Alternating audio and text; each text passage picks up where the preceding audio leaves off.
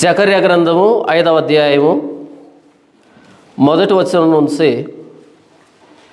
4వ వచనం వరకు ఉన్నటువంటి సందర్భాన్ని నేను చదివి వినిపిస్తాను. నేను మరలా తేరి చూడగా ఎగిరిపో పుస్తకం ఒకటి నాకు కనబడెను.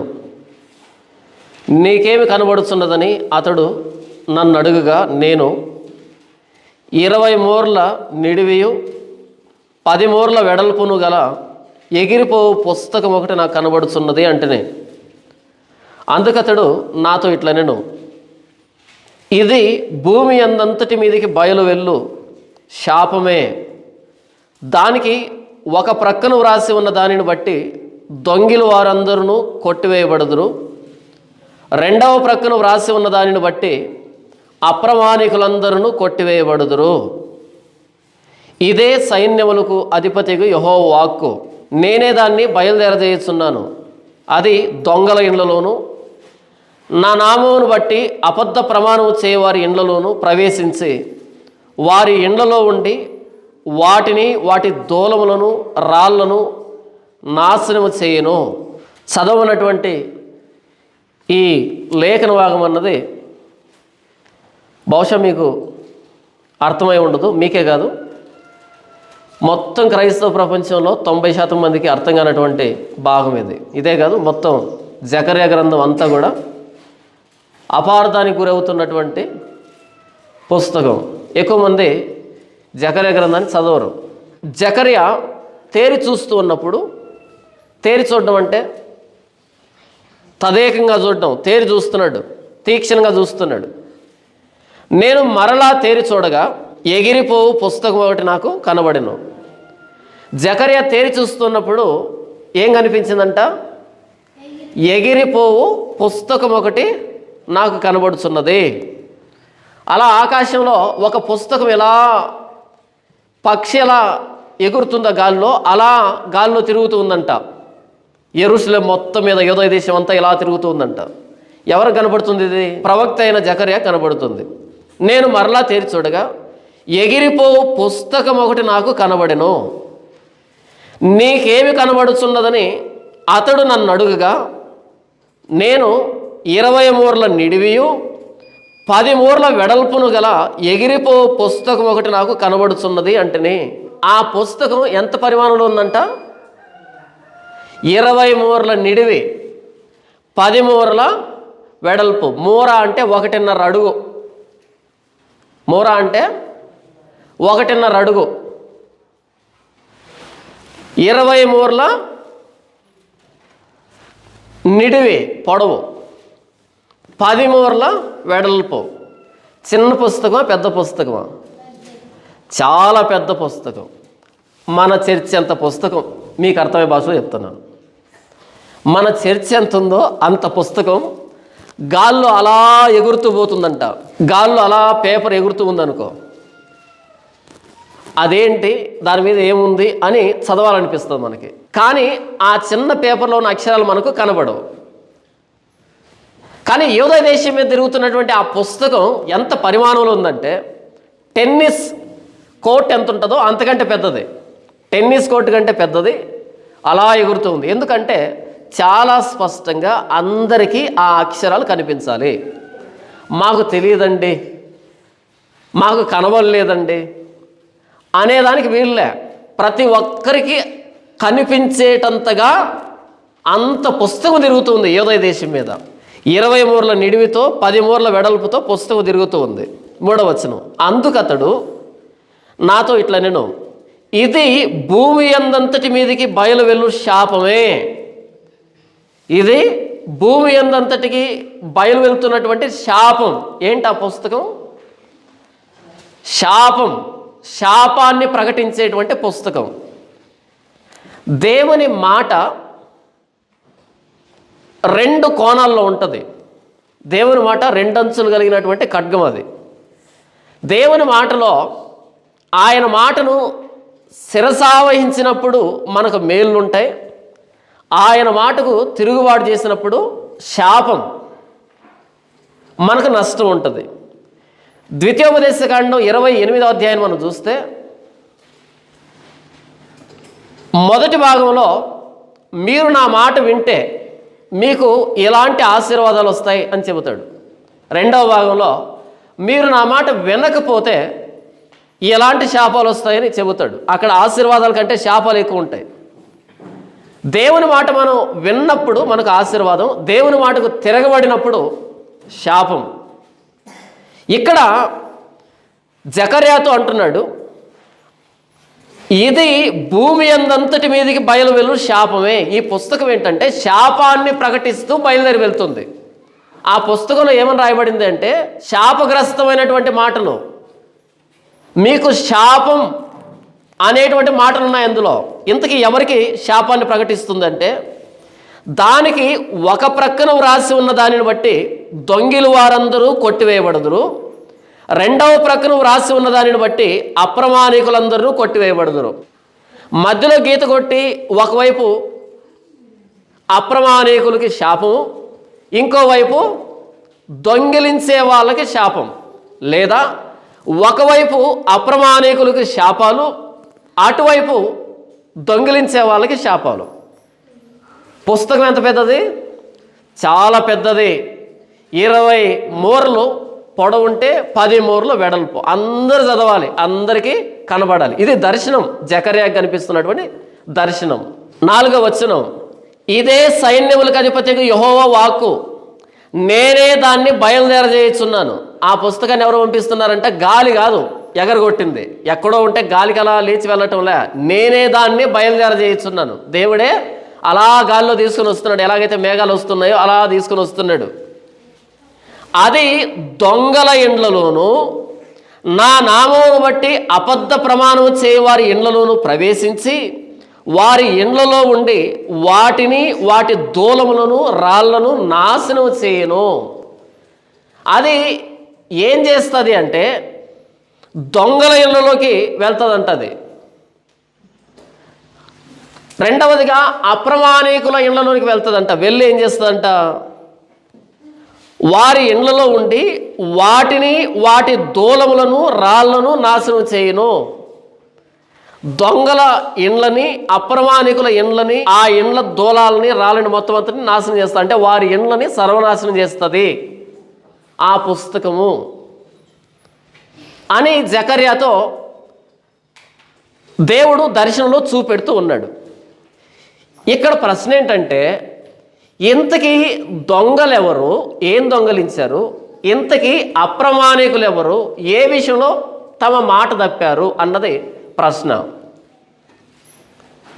ఇంకొకసారి చెప్పి నేను వివరంలోనికి వెళ్తాను. జకర్యాకు దేవుడు ఒక దర్శనాన్ని చూపించాడు. ఆ దర్శనంలో ఆకాశంలో 20 మూరల పొడవైనటువంటి 10 మూరల వెడల్పైనటువంటి పెద్ద పుస్తకం, టెన్నిస్ గ్రౌండ్ కంటే పెద్దదైనటువంటి పుస్తకం ఒకటి అలా వెళ్తూ ఉంది. అది 2 భాగాలుగా ఉంది. ఒకవైపు దొంగలకి శాపాలు గూర్చి వ్రాయబడింది, ఇంకోవైపు అప్రమాణికులకి శాపాన్ని ప్రకటిస్తూ ఆ గ్రంథం రాయబడింది. ఎక్కడికి వెళ్తుందంటే అది దొంగల ఇండ్లలోనికి, అప్రమాణికుల ఇండ్లలోనికి వెళ్ళి వారి ఇండ్లని, వారి ఇండ్ల దూలాలని, రాళ్ళని నాశనం చేస్తుంది, కూలద్రోస్తూ ఉంది, పడగొడుతూ ఉంది. ఇంతకీ దొంగలెవరు, అప్రమాణికులు ఎవరు అన్నది ప్రశ్న. అన్న ఈమెకు కూడా తెలీదా? దొంగ అంటే తనది కాని దాన్ని తన సొంతం చేసుకునేవాడు, తన పొరుగువాని దగ్గర ఉన్నదాన్ని తీసుకుని వచ్చేవాడు. ఈ మాత్రం తెలీదా దొంగ ఎవరని ప్రశ్న ఎందుకు? అప్రమాణికుడు అంటే మాట ఇచ్చి మాట తప్పేవాడు. దీనికి మరలా ప్రశ్న ఎందుకు అంటే దొంగ అని జకర్యా గ్రంథంలో అంటున్నాడు అంటే, అప్రమాణికుడు అని జకర్యా గ్రంథంలో అంటున్నాడు అంటే ఎందుకు అంటున్నాడు, ఎవరిని దొంగలు అంటున్నాడు అన్నది ప్రశ్న.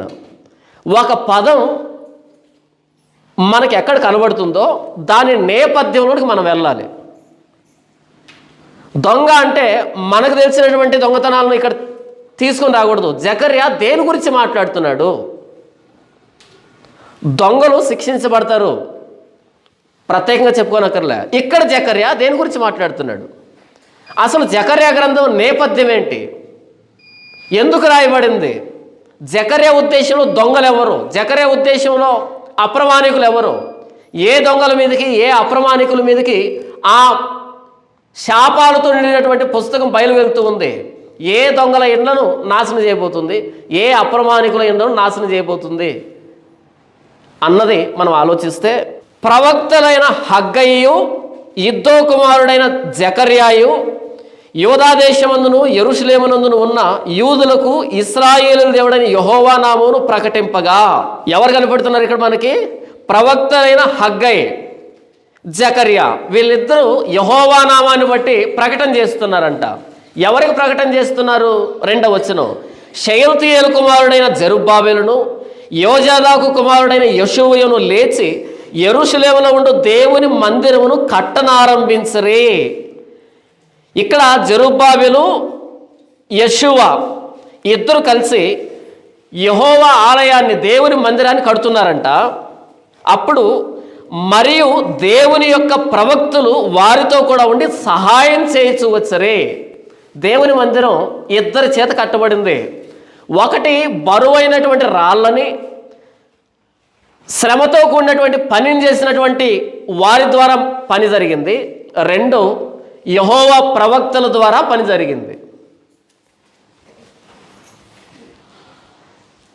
మందిరం కట్టబడాలి అంటే శ్రమపడే వాళ్ళు ఉండాలి, దాన్ని దిశానిర్దేశం చేసే వాళ్ళు కూడా ఉండాలి. జెరుబ్బాబెలు, యెషూవ వీళ్ళిద్దరూ కష్టపడి కట్టిస్తున్నారు. వాళ్ళతో పాటు హగ్గయి, జకర్యా వీరిరువురు సహాయం చేస్తున్నారు దేవుని పరంగా. మనం ఎంత బలవంతులమైనా సరే ధైర్యం చెడిందనుకోండి పని చేయలేం. ధైర్యం ఎక్కడి నుంచి వస్తుంది? దేవుని దగ్గర నుంచి వస్తుంది. మనుషులు ఇచ్చే ధైర్యం అయిపోతుంది ఆ కాసేపే.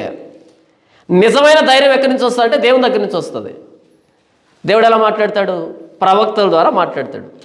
మీరు ఎజ్రా గ్రంథాన్ని కానీ నెహెమ్యా గ్రంథాన్ని కానీ చూస్తే ఎంత కష్టపడి ఆ మందిరాన్ని, ప్రాకారాలను కట్టారు అంటే, ఎంతమంది రాజులు వాటిని కట్టకుండా ఆపాలని ప్రయత్నం చేశారు, ఎంతమంది శత్రువులు ఎన్ని కుయుక్తులు పన్నారన్నది మనం చూస్తాం.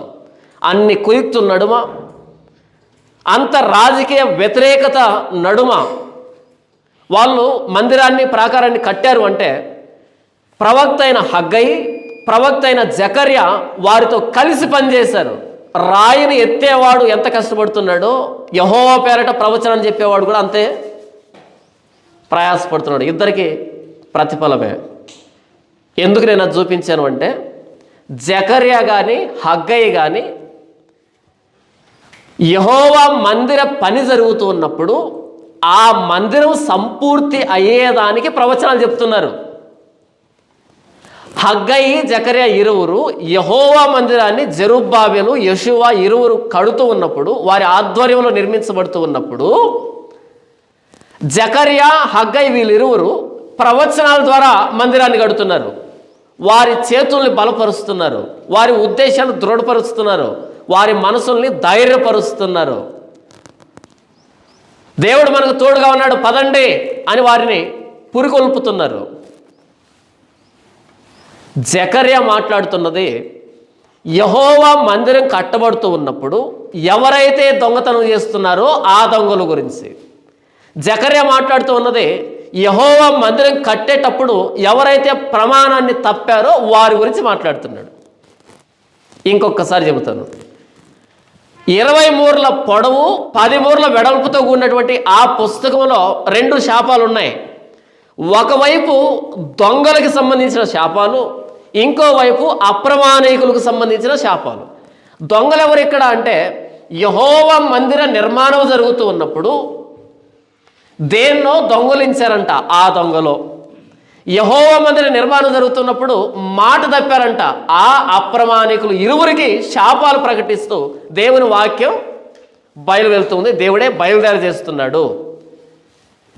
2వ ప్రశ్న, ఇంతకీ ఏం దొంగలించారు, ఇంతకీ ప్రమాణాన్ని ఎలా తప్పారు అనంటే, మనం జకర్యా గ్రంథాన్ని చదువుతున్నప్పుడు మనసులో ఏముండాలి?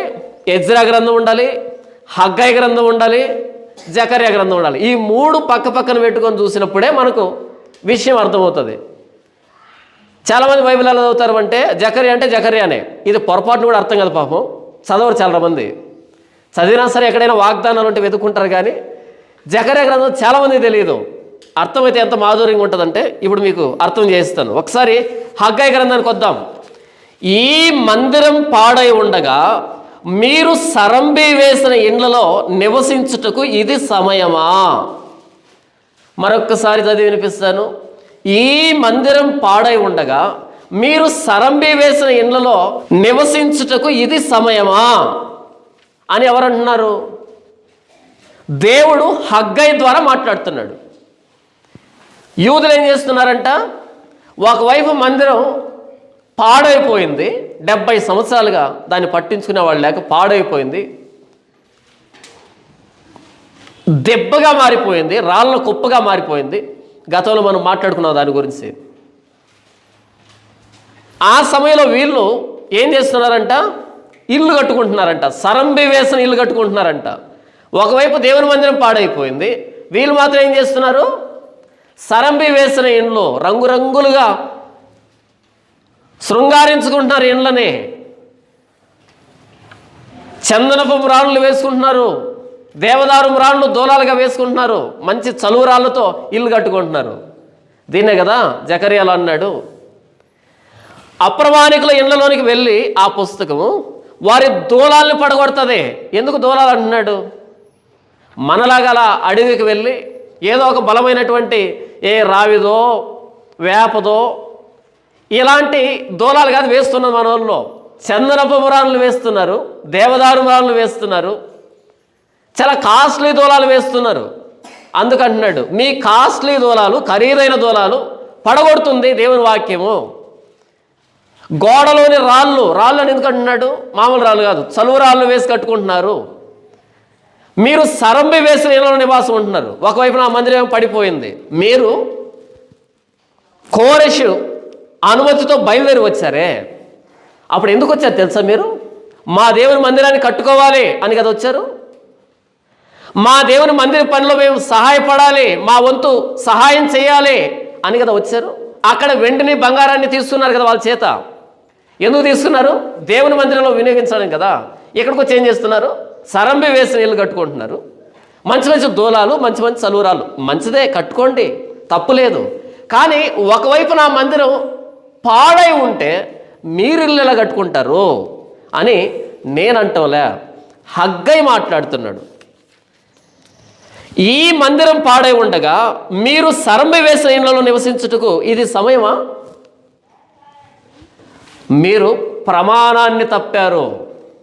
మా దేవుని మందిరాన్ని కట్టుకోవాలని ప్రమాణంతో బయలుదేరి వచ్చారు. వెండి బంగారాలు ఎందుకు తీసుకున్నారు వాళ్ళ దగ్గర? మా దేవుని మందిర పనిలో వినియోగిస్తామని కదా. మీరు ప్రమాణాన్ని తప్పారు కనుక మీ మీదకి శాపం బయలుదేర చేస్తున్నా నేను అంటున్నాడు దేవుడు. అప్రమాణికులు ఎవరో తెలిసింది కదా. ఇప్పుడు దొంగలు ఎవరు ఇంతకీ? జకర్యా గ్రంథం తర్వాత మలాకి గ్రంథం ఉంటుంది, 3వ అధ్యాయం 8వ వచనం చూడండి. మానవుడు దేవుని యొద్ద దొంగిలునా? దొంగలు వచ్చారు ఇక్కడ. మానవుడు దేవుని యొద్ద దొంగిలునా? మలాకి గ్రంథం కూడా మందిరానికి సంబంధించినటువంటి పుస్తకమే. మానవుడు దేవుని యొద్ద దొంగిలునా? ఈ ప్రశ్న అడగానే వెంటనే వాళ్ళు ప్రశ్న అడుగుతున్నారు మరలా. అయితే మీరు నా యొద్ద దొంగిలితరే, దేని విషయంలో మేము నీ యొద్ద దొంగిలితమని మీరందరూ, ఇది వచ్చిన సమస్య. మీరు దొంగతనం చేశారు అంటే వాళ్ళు అంటున్నారు, మేము దొంగతనం చేశామా? దేని విషయంలో దొంగతనం చేశాం అని వాళ్ళు అడుగుతున్నారు. అప్పుడు దేవుడు అంటున్నాడు, 10వ భాగమును ప్రతిష్టార్పణములను ఇయ్యక దొంగిలితిరి. 10వ భాగాన్ని, ప్రతిష్టార్పణల్ని మీరు ఇవ్వకుండా దొంగలించారు నా దగ్గర. నాకు రావాల్సిన 10వ భాగాన్ని, నాకు రావాల్సిన ప్రతిష్టార్పణల్ని ఏం చేశారు? మీరు దొంగలించారు. ఈ జనులందరూ నా యొద్ద దొంగిలించునే ఉన్నారు, మీరు శాపగ్రస్తులై ఉన్నారు. దేవునికి చెందవలసిన దాన్ని మనం దేవుడికి చెందనివ్వకుండా చేస్తే మనం ఏమవుతామంట? శాపగ్రస్తులు. ఇదే కదా జకర్యా గ్రంథంలో మాట్లాడాడు. ఇది లోకమంతటి మీదకి వెళుచున్న శాపమే. నా మందిరములో ఆహారం ఉండునట్లు 10వ భాగమంతయు మీరు నా మందిరపు నిధుల్లోనికి తీసుకొని రండి. దీన్ని చేసి మీరు నన్ను శోధించిన ఎడల నేను ఆకాశపు వాకిండ్లను విప్పి పట్టజాలనంత విస్తారంగా దీవెనలు కుమ్మరించేదనని సైన్యములకు అధిపతిగా యెహోవా సెలవిస్తున్నాడు. నా మందిరంలో ఆహారం ఉండాలి అంటే మీరు దశమ భాగాన్ని తీసుకుని రావాలి అని మలాకి ద్వారా చెప్పిస్తున్నాడు. ఇద్దరు దొంగలు వచ్చారా? మొదటి దొంగలు అప్రమాణికులు ఎవరంటే దేవుని మందిరం పాడైపోయి ఉన్నప్పుడు వీళ్ళు సరంబి వేసిన ఇళ్లలో ఉన్నారు. వీళ్ళు అసలు ఎందుకు బయలుదేరి వచ్చారు అంటే దేవుని మందిరాన్ని కట్టడానికి బయలుదేరి వచ్చారు. అక్కడ వెండి బంగారాలు ఎందుకు తీస్తున్నారు అంటే దేవుని మందిరాన్ని కట్టడానికి. పోయిన వారం చెప్పుకున్నాం కదా మనం, కోరెషు ఎలా పంపించాడు వీరిని అని. వెండి బంగారాలతో పంపించాడు కదా మందిరం కోసమని. అయితే వీళ్ళు ఆ ప్రమాణాన్ని మీరి వేల ఇండ్లు కట్టుకుంటున్నారు. దొంగలు ఎవరు అంటే దశమ భాగాన్ని దేవుడికి ఇవ్వకుండా దేవుని మందిరంలో ఆహారం లేకుండా చేస్తున్నారు. మందిరాన్ని కట్టడం మాత్రమే కాదు, మందిరంలో సేవ జరగాలి. మందిరంలో సేవ జరగాలి అంటే లేవీయులకి తిండి ఉండాలి. లేవీయులకు తిండి రావాలంటే మిగిలినటువంటి 11 గోత్రాల ప్రజలు వీరికి దశమ భాగాన్ని తీసుకొని రావాలి. అప్పుడు లేవీయులు దేవుని సేవ చేస్తారు, మిగిలిన వాళ్ళకి ధర్మశాస్త్రాన్ని బోధిస్తారు, వారి పాప ప్రాయచిత్తార్థమైనటువంటి బలులను అర్పిస్తారు. దేవుడికి సంబంధించినటువంటి పరిపాలనలో యోదయ దేశాన్ని ఉంచుతారు లేవీయులు. ఎప్పుడైతే లేవీయులకు తిండి దొరకలేదో వాళ్ళు పొలానికి వెళ్తారు, వాళ్ళు పనికి వెళ్తారు, దేవుని పని ఆగిపోతుంది.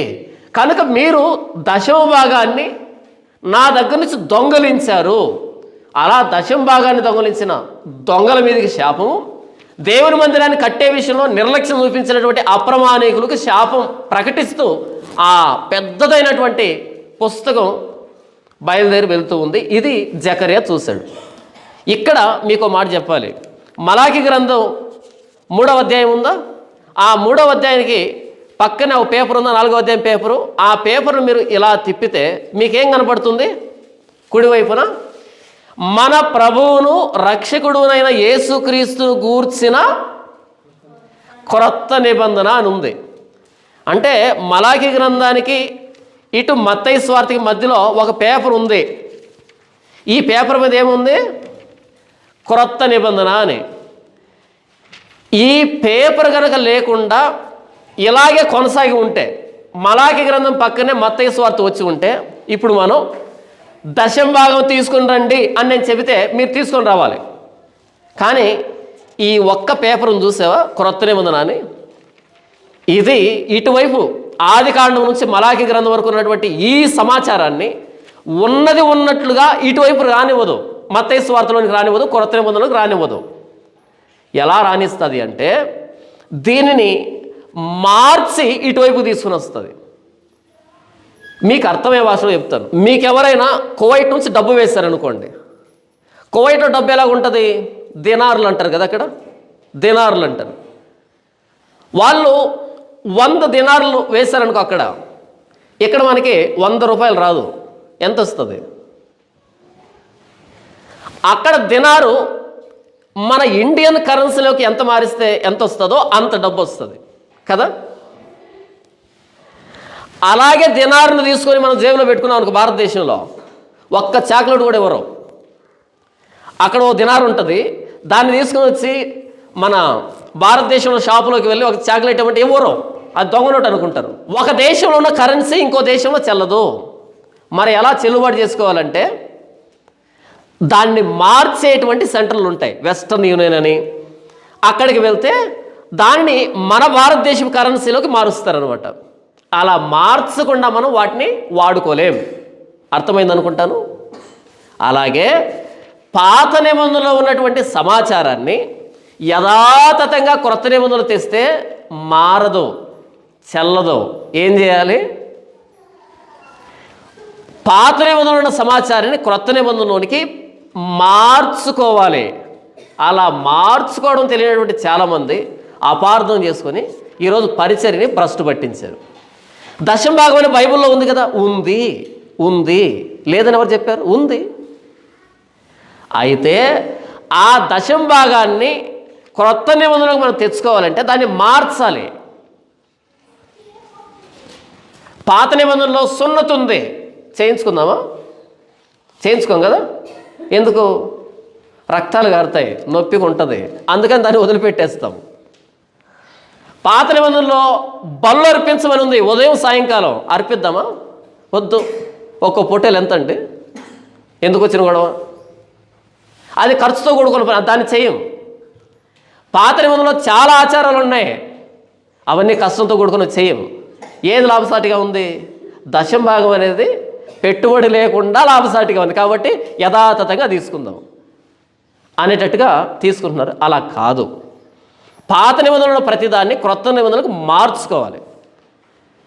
మన మీద ఉన్నటువంటి అపోహ ఏంటంటే, క్రైస్తవ్యంలో చాలామందికి పాస్టర్ జాన్ పాల్ ఏం చెప్తాడు అంటే, కానుకలు తీసుకోకండి అని చెప్తాడు అని అంటున్నారు. సారీ, నేను అలా ఎప్పుడు చెప్పలేదు.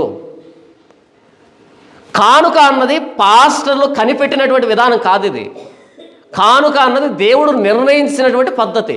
కానుక లేకపోతే సేవకుడు ఎలా పోషించబడతాడు? మీరంతా పనికి వెళ్తున్నారు, మీకు రోజుకో నెలకో వారానికో మీకు డబ్బు వస్తుంది. మరి నేనేం పని చేస్తున్నాను? ఇంతకీ ఉదయం మొదలుకొని సాయంకాలం వరకు దేవుని పనిలోనే ఉంటాను. మరి నాకు జీతం ఎలా? నా దగ్గర నుంచి మీకు వాక్యం అందుతుందా?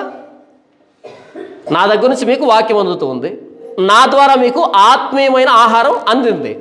మీ ద్వారా నాకు భౌతికమైన ఆహారం రావాలి. నేను చెప్తున్నాను ఈ మాట, నేను చెప్పటం వల్ల అపోస్తలుడైన పౌలు చెప్తున్నాడు, మీ కొరకు ఆత్మ సంబంధమైనవి మేము విత్తి ఉండగా మీ వలన శరీర సంబంధమైన ఫలములు కోసుకొనుట గొప్ప కార్యమా అని అడుగుతున్నాడు. మేము మీకు ఆత్మ సంబంధమైన విత్తి ఉండగా మీ దగ్గర నుంచి శరీర సంబంధమైన కోసుకోవడం పెద్ద విశేషమా అంటున్నాడు. శరీర సంబంధమైన ఫలాలు గొప్పవా? ఆత్మ సంబంధమైన ఫలాలు గొప్పవా? ఆత్మ సంబంధమైన ఫలాలు గొప్పవే. మీరు జకర్యా గ్రంథాన్ని ఈ నెలంతా చదవండి, మీకు ఎంత అర్థమైందో ఒక పేపర్లో వ్రాసుకోండి. నా దగ్గరకు వచ్చిన తర్వాత నేను ఎక్స్ప్లెయిన్ చేస్తాను 10 నిమిషాలు, తర్వాత మీకు ఎంత అర్థమైందో మీరు వ్రాసుకోండి. నేను ఎక్స్ప్లెయిన్ చేసిన తర్వాత మీకు ఇక మరలా మీరు ఆలోచించాల్సిన అక్కర్లే. అంత స్పష్టంగా అరటిపండు వలచి నోట్లో పెట్టినంత సులువుగా అంత ఆనందంగా ఉంటుంది నేను వివరించిన తర్వాత. మరి నాకెలా అర్థమైంది? మీకు నెల చదివితే అర్థం కాలే, మరి నాకెలా అర్థమైంది అని అంటే, మీకంటే ఎక్కువ చదివాను. మరి ఇంత కష్టం నేను అనుభవించి ఇంత సారాన్ని మీకు ఇచ్చినప్పుడు మరి నా కష్టానికి ప్రతిఫలం ఎక్కడా? అలా ఆకాశవాణి రేడియోలో వార్తలు విన్నట్టుగా అలా శ్రోతల్లాగా విని అలా వెళ్ళిపోతే నా కష్టానికి ప్రతిఫలం ఎక్కడా అని నేను అడుగుతున్నాను. అపోస్తలుడైన పౌలు అంటున్నాడు, మీ కొరకు ఆత్మ సంబంధమైనవి మేము విత్తి ఉండగా మీ వలన శరీర సంబంధమైన ఫలములు కోసుకునేట గొప్ప కార్యమా? కొత్త నిబంధనలో దశమ భాగం లేదు. క్రొత్త నిబంధనలో సేవకుణ్ణి పోషించవలసిన బాధ్యత సంఘానిది. ఆ రోజు పాత నిబంధనలో యెహోవా ఆలయం ఉంది కాబట్టి, యెహోవా ఆలయంలో లేవీలు పనిచేయాలి కాబట్టి, యాజకులు ఉన్నారు కాబట్టి, బలి వ్యవస్థ ఉంది కాబట్టి, లేవియ గోత్రాన్ని పోషించే బాధ్యత మిగిలినటువంటి గోత్రాల మీద దేవుడు పెట్టాడు. దాన్నే దశమ భాగం అని పిలిచాము. క్రొత్త నిబంధనలో పాస్టర్ ఉన్నాడు, కాపరు ఉన్నాడు. ఈ కాపరిని పోషించవలసిన బాధ్యత సంఘానిది అని చెబుతున్నాడు అపోస్తలుడైన పౌలు. దశమ భాగం ఇవ్వవద్దా? క్రొత్త నిబంధనలో దశమ భాగం ఇవ్వవద్దా? నా ప్రశ్న ఏంటంటే, దశమ భాగం దగ్గరికి ఎందుకు ఆగిపోతుంది? 100లో 10 దశమ భాగం అనుకో, క్రొత్త నిబంధనలో 10 ఎందుకు ఇస్తావు? 90 ఇవ్వు, ఇబ్బంది ఏంటి? దశమ భాగం అని 10 ఎందుకు ఆగిపోయావు? 20 ఇవ్వు, 30 ఇవ్వు, 70 ఇవ్వు, 90 ఇవ్వు, 100 రూపాయలు ఇవ్వు. వద్దంటాడా? అపోస్తలుల పాదముల దగ్గర తమ చర స్థిరాస్తులమ్మి వారి పాదముల దగ్గర పెట్టారు ఆనాటి సంఘం అని రాయబడింది. చర స్థిరాస్తి అంటే దశమ భాగం అన్నా? దశమ భాగం కంటే చాలా రెట్లు పెద్దదనా? క్రొత్త నిబంధనలో దశమ భాగం అనే కట్టడి లేదు, ఇంతే ఇవ్వాలని లేదు. ప్రభు పరిచర్య కోసం ఎంత చేయగలిగితే అంత చేయాలి. నేను దశమ భాగం ఇవ్వకండి, దశమ భాగం కొత్త నిబంధన పదం కాదనగానే నాకు చాలామంది ఫోన్ చేశారు, పాస్టర్లు, అదేంటన్నా మీరు అలా మాట్లాడుతున్నారు, ఇంతవరకు మీ ప్రసంగాలన్నీ చాలా బాగున్నాయి, మీ ప్రసంగాలు విని మేము చాలా ఇన్స్పైర్ అయ్యాం. కానీ ఒక్కసారిగా మీరు దశంభాగం లేదనగానే ఎందుకో మేము తట్టుకోలేకపోతున్నామన్నా, జీర్ణించుకోలేకపోతున్నామన్నా, దశంభాగం లేకపోతే సేవన జరుగుతుందన్నా అని ఎంతమంది ఫోన్ చేశారు తెలుసా? ఎంతమంది పాస్టర్లు ఫోన్ చేశారు తెలుసా? నేను అన్నది దశంభాగం లేదని, కానుక లేదని కాదు. ఆదిమ సంఘం తమ చరస్థిరాస్తులు అమ్మి అపోస్తుల పాదం దగ్గర పెట్టిందంటే అర్థం దశంభాగమనా? దశంభాగం కంటే చాలా రెట్లు ఎక్కువనా? కానుక తీసుకోవద్దని కాదు నేను చెప్పింది, కానుక అడగొద్దని. ఇంకోసారి, కానుక తీసుకోవద్దని కాదు నేను చెప్పింది, కానుక గురించి ప్రతి ప్రసంగంలో చెప్పొద్దు అని. కానుక గురించి పదే పదే మోటివేట్ చేయొద్దు అని. ఒకవేళ కానుక గురించి అడిగినప్పుడు నేను మిమ్మల్ని అడుగుతాను, ఎందుకంటే మీరు నా మంద, నా సంఘం. మొత్తం ప్రపంచాన్ని ఎందుకు అడుగుతాను? మరియు పని చేయకుండాటకు నేనును బర్నబాయు మాత్రమే అధికారము లేని వారమా? మరియు పని చేయకుండాటకు నేనును బర్నబాయు మాత్రమే అధికారం లేని వారమా అని ప్రశ్నిస్తున్నాడు. అంటే నేను బర్నబా మాత్రమే కష్టపడుతున్నాం, చేతులతో పని చేస్తున్నాం, డేరాలు కొడుతున్నాం, మా సొంత చేతులతో కష్టపడి పరిచర్య చేస్తున్నాం.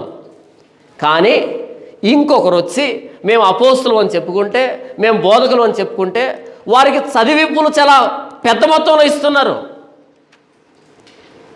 మొదటి వచ్చిన చూడండి ఆయన బాధ, నేను స్వతంత్రుడను కానా, నేను అపోస్తులుడను కానా, మన ప్రభువైన యేసుక్రీస్తు నేను చూడలేదా? ప్రశ్న చూడండి, ఆయన అడుగుతున్న ప్రశ్న. నాకు స్వాతంత్రం లేదా? నేను అపోస్తులుని కాదా? నేను యేసు ప్రభువుని చూడలేదా? ఎందుకు అడుగుతున్నాడు?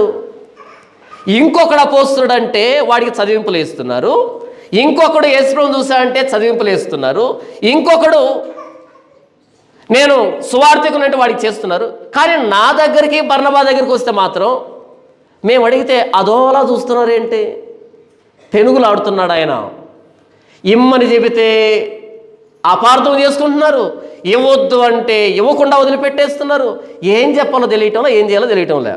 అందుకని ప్రశ్నిస్తున్నాడు, నేను స్వతంత్రుని కానా? నేను అపోస్తులుని కాదా? నేను యేసు ప్రభువుని చూడలేదా? పని చేయకుండా ఉండడానికి నేను బర్నబా మాత్రమే ప్రత్యేకించబడ్డామా? మిగతా వాళ్ళు ఏమో పని చేయకుండా మేము సేవకులు అని చెప్పుకుంటున్నారు, కోట్ల రూపాయలు సంపాదిస్తున్నారు. కానీ నేను బర్నబా మాత్రం పని చేసుకుంటూనే సేవ చేయాలన్నా? మాకు ఆ స్వాతంత్రం లేదా? మేము పని చేయకుండా పరిచర్య చేయడానికి, మీ ద్వారా మేము పోషించబడ్డానికి అర్హులం కాదా? అలాగని మేమేమైనా యేసు ప్రభువుని చూడలేదా? ఆయన పెనుగులాట చూస్తున్నారా అని ఆయన చెబుతున్నాడు 7వ వచనంలో. ఎవడైనను తన సొంత ఖర్చు పెట్టుకొని దండులో కొలువు చేయునా? దండు అంటే ఆర్మీ, సైన్యం. నేను సైన్యంలోకి వెళ్ళాను అనుకో, నాకు భోజనం ఎవరు పెట్టాలి? రాజుగారు పెట్టాలి. నాకు జీతం ఎవరు ఇవ్వాలి? రాజుగారు ఇవ్వాలి. నాకు యూనిఫామ్ ఎవరు ఇవ్వాలి? రాజుగారు ఇవ్వాలి. నాకు కత్తి, ఆయుధాలు ఎవరు ఇవ్వాలి? రాజుగారు ఇవ్వాలి. నాకు గాయమైంది, ఎవరు ఖర్చులకు ఇవ్వాలి? రాజుగారు ఇవ్వాలి. ఎందుకని? నేను రాజుగారి కోసం పనిచేస్తున్నా కాబట్టి రాజుగారు నాకు ఇవ్వాలి. అలా కాకుండా రాజుగారు అంటే మీరేం డబ్బు ఇవ్వకండి, జీతం ఇవ్వకండి, నా జీతాన్ని నేనే ఇచ్చుకుంటాను, నా కత్తిని నేనే కొనుక్కుంటాను, నా వస్త్రాలు నేనే తెచ్చుకుంటాను అంటే వెటకారం కాదు?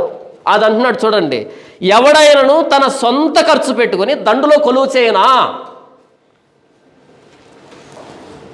నేను ప్రభువైన యేసుక్రీస్తు వారి సైనికుడిని అయితే నాకు డ్రెస్ ఎవరు ఇవ్వాలి? యేసు ప్రభు కాదా? నాకు కత్తులు ఎవరు ఇవ్వాలి? యేసు ప్రభు కాదా? నన్ను పోషించాల్సిన, జీతం ఇవ్వాల్సింది ఎవరు? యేసు ప్రభు కాదా? కానీ నాకు బర్నబాకి జీతం ఇవ్వట్లే ఎవరో, నాకు బర్నబాకి కత్తులు ఇవ్వటం ఎవరో, నన్ను బర్నబాని పట్టించుకునే వాళ్ళు లేరు ఎవరో. మా సొంత ఖర్చు పెట్టుకొని మేము దండులో కొలువు చేయాలన్నా?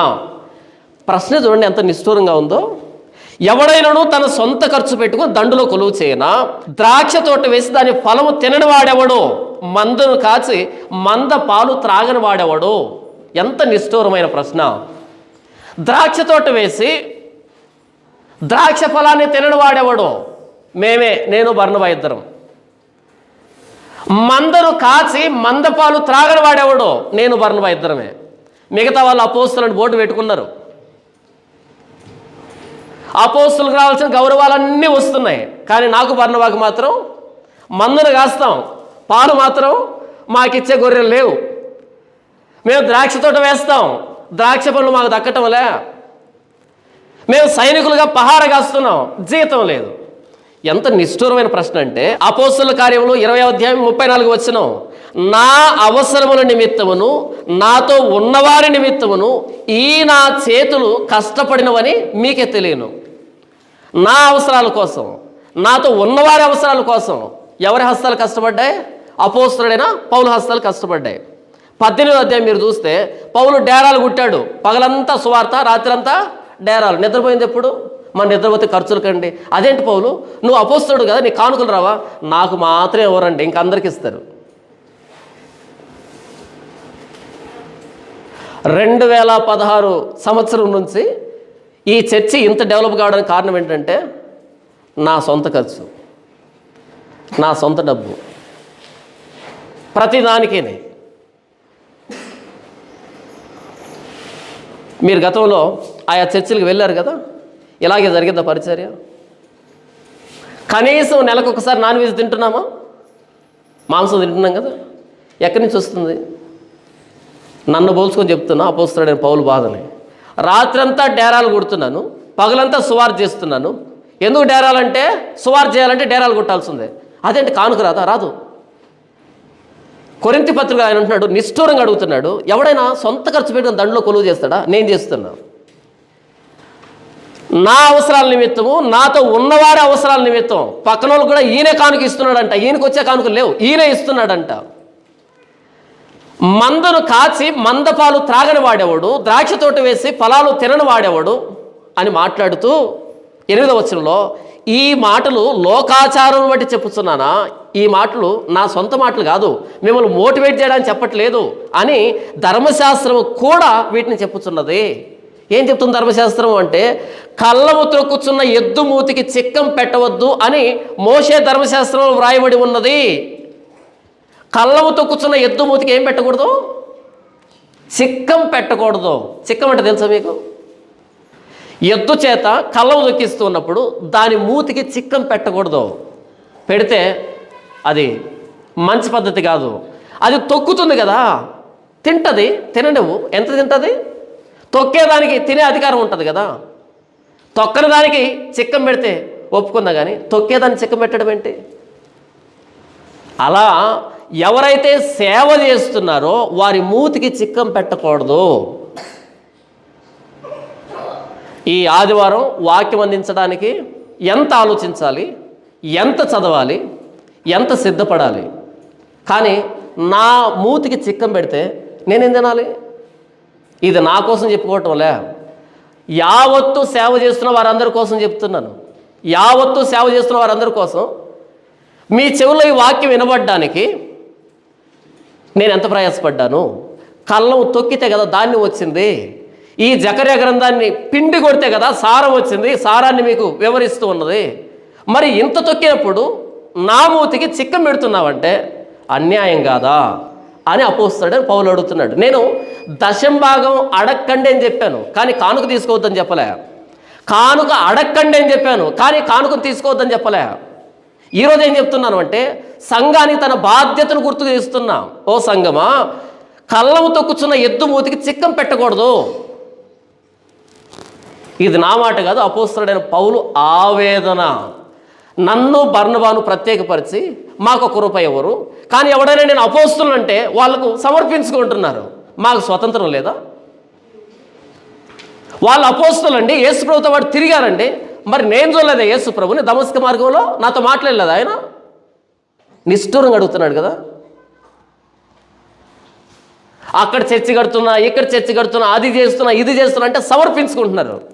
అడిగితేనేనా, అడగకపోతే లేదా? మరి ఎలా ఎద్దు కళ్ళాన్ని దొక్కుతుంది బలం లేకపోతే, చిక్కం పెడితే? అలాగని నేను అందరికి ఇమ్మని చెప్పటంలే. త్రిభుజాకారంలో బిల్డింగ్ కట్టి పైన సిలువ పెట్టిన ప్రతిదీ చర్చి కాదు అని 100 సార్లు చెప్పాను ఇప్పటికి నేను. ఏది నిజమైన సేవో అక్కడ మంద పాలు ఇవ్వాలి, ద్రాక్ష పండ్లు కావాలి. అక్కడ తొక్కబడుతున్నటువంటి ఆ ఎద్దుకి మేత కావాలి. ఆ సైనికుడికి జీతం కావాలి. కళ్ళము తొక్కుచున్న ఎద్దు మూతికి చిక్కం పెట్టవద్దు అని మోషే ధర్మశాస్త్రంలో వ్రాయబడి ఉన్నది. దేవుడు ఎడ్ల కొరకు విచారించుతున్నాడా? దేవుడు ఎడ్ల కోసం చెప్తున్నాడా అని ప్రశ్న వేసి, కేవలం మన కొరకు దీన్ని చెప్పుచున్నాడా? అవును, మన కొరకే కదా ఈ మాట వ్రాయబడిను. ఎలయనగా దున్నువాడు ఆశతో దున్నవలెను, కళ్ళం త్రొక్కించువాడు పంటలో పాలు పొందునను ఆశతో త్రొక్కింపవలెను. కళ్ళం చేసేవాడు ఆశతో చేస్తాడు, నాకు ధాన్యం వస్తుందని. మరి సేవకుడు, నేను మాట్లాడుతున్న సేవకుడు అన్న ప్రతిసారి ప్రతి పాసను మనసులో పెట్టుకోకండి. ఎవరు నిజంగా నికార్సుగా పరిచయం చేస్తున్నారో వాళ్ళను మాత్రమే మనసులో పెట్టుకోండి. ఎందుకు అంటే అబద్ధాలు చెప్పే వాళ్ళు చాలా ఎత్తెదిగిపోయారు. ఆ నీడలో నిజం చెప్పే వాళ్ళు కనబడటంలే, ఆ నీడలో కలిసిపోయారు. అందుకనే చాలామంది నిజం చెప్పడానికి ధైర్యం చేయటంలే, సాహసం చేయటంలే. నిజం చెప్తే తిండి దొరకటంలే, సత్యం చెబితే కడుపు నిండటంలే, సువార్త ఉన్నది ఉన్నట్టు ప్రకటిస్తే వాళ్ళు వర్ధిల్లటంలే. అందుకని ఎంత తొందరగా డెవలప్ అవుతున్నారు అబద్ధం చెప్పి, దాంట్లోకి వెళ్తున్నారు అంతా. ఎందుకు ఈరోజు సేవ కుంటుబడిందంటే, ఎందుకు ఈరోజు పరిచర్య కుంటుబడిందంటే, ఎందుకు సువార్త ఆగిపోయింది, నిజమైన సువార్త ఆగిపోయిందంటే, నిజమైన సువార్త చెప్పే వాళ్ళకి మేత పెట్టేవాళ్ళు లేరు, ద్రాక్ష పండ్లు ఇచ్చేవాళ్ళు లేరు, పాలు పోసేవాళ్ళు లేరు, జీతం ఇచ్చేవాళ్ళు లేరు. కాబట్టి అబద్ధంలో తొందరగా పైకి వెళ్ళొచ్చు, కాబట్టి తొందరగా అభివృద్ధి చెందుతున్నారు, కాబట్టి అబద్ధాన్ని ఎంచుకుంటున్నారు అందరూ. కనుక సేవకుడు, సేవ అనగానే ప్రతి వ్యక్తి నేను సేవకుడు అంటం లేదు. ప్రత్యేకించి కార్పొరేట్ పాస్టర్లు నేను సేవకులు కాదు కదా, విశ్వాసులు కాదు కదా, అసలు మనుషుల కిందనే లెక్కేసుకొని నేను వాళ్ళని. అపోస్తలుడైన పౌలు అంటున్నాడు, దున్నేవాడు ఆశతో దున్నాలి, కళ్ళం దొరికేవాడు ఆశతో తొక్కాలి. ఏం ఆశతో? నాకు ధాన్యం వస్తుందని. మీరు ఈ వారం పని చేస్తారు కదా, పోయిన సోమవారం నుంచి నిన్న శనివారం సాయంకాలం వరకు పని చేశారు. కష్టపడ్డారా? కష్టపడిన దానికి జీతం వచ్చిందా? రాలేదా? వచ్చింది కదా. ఒకవేళ రాలేదనుకో, మీరు బాధపడతారు కదా, ఊరికే చేయరు కదా. సమయం అయిపోయిన తర్వాత ఒక్క ఇటుకు ఎత్తమని ఎత్తరు కదా. టైం అంటే టైమే కదా. పోయిన ఆదివారం నుంచి ఈ ఆదివారం వరకు, ఈ ఆదివారం కూడా మొత్తం రోజులన్నీ పని చేస్తూనే ఉన్నా నేను. మరి నాకు జీతం ఎక్కడ? నేను మిమ్మల్ని అడగటంలే. ఒక సేవకుడు ఆవేదన అపోస్తలుడైన పౌలు పెనుగులాడుతున్నాడు. ఓ కొరింథీయులారా, నన్ను బర్నబాను ప్రత్యేకపరిచారు, మిగిలినటువంటి అపోస్తలుగా చెప్పుకుంటున్న వాళ్ళని, యేసుప్రభువుని చూశాను చెప్పుకుంటున్న వాళ్ళని అందరూ ఎక్కించారు. నేను అపోస్తలుని కాదా? నాకు స్వతంత్రం లేదా? నేను యేసుప్రభువుని చూడలేదా? నేను బర్నబా ఇద్దరే ప్రత్యేకించబడ్డామా? ప్రత్యేకించి ఆనాటి ప్రపంచమంతా తిరిగిన వాళ్ళు వీళ్ళిద్దరూ ఎన్నో కష్టాలు, ఎన్నో ప్రమాదాలు ఎదుర్కొన్నారు. కానీ వీళ్ళకి దక్కిన గౌరవం ఏంటంటే, వాళ్ళకి ఇవ్వాలని ఎవరికి అనిపించలే, కానీ మిగతా వాళ్ళకు ఇవ్వాలనిపించింది. 2వ కొరింథీ పత్రికలో సూపర్ అపోస్టల్స్ అని వస్తారు. పౌలా, వాడు అపోస్తలు ఏంటి, వాడు ముఖం అని వచ్చారు. వాళ్ళని సమర్పించుకున్నారు. వాళ్ళ గురించి మాట్లాడుతున్నాడు ఇక్కడ. 11వ వచనం చూడండి, మీ కొరకు ఆత్మ సంబంధమైన మేము విత్తి ఉండగా మీ వలన శరీర సంబంధమైన ఫలములు కోసుకున్నట్టు గొప్ప కార్యమా? మేము ఆత్మ సంబంధం విత్తుతున్నాం, మీరు శరీర సంబంధం ఇస్తే ఏది గొప్పది అని అడుగుతున్నాడు. అడుగుతూ 13వ వచనంలో, ఆలయ కృత్యములు జరిగించువారు ఆలయం వలన జీవనము చేయుచున్నారని, బలిపీఠము వద్ద కనిపెట్టుకుని ఉండేవారు బలిపీఠముతో పాలివారై ఉన్నారని మీరు ఎరుగరా? ఆలయంలో పనిచేసే వాళ్ళు ఆలయంలోకి వచ్చేటువంటి వస్తువులతోనే బ్రతకాలి. బలిపీఠం దగ్గర పరిచయం చేసే వాళ్ళు బలిపీఠం మీద అర్పించబడే వాటితోనే బ్రతకాలి. అపోస్తలుడైన పౌలు ఏం పని చేస్తాడు? సువార్త పని చేస్తున్నాడు. సువార్థికుడు ఎలా బ్రతకాలి? సువార్త వల్లనే బ్రతకాలి. అలాగున సువార్త ప్రచురించువారు సువార్త వలన జీవింపవలనని ప్రభువు నియమించి ఉన్నాడు.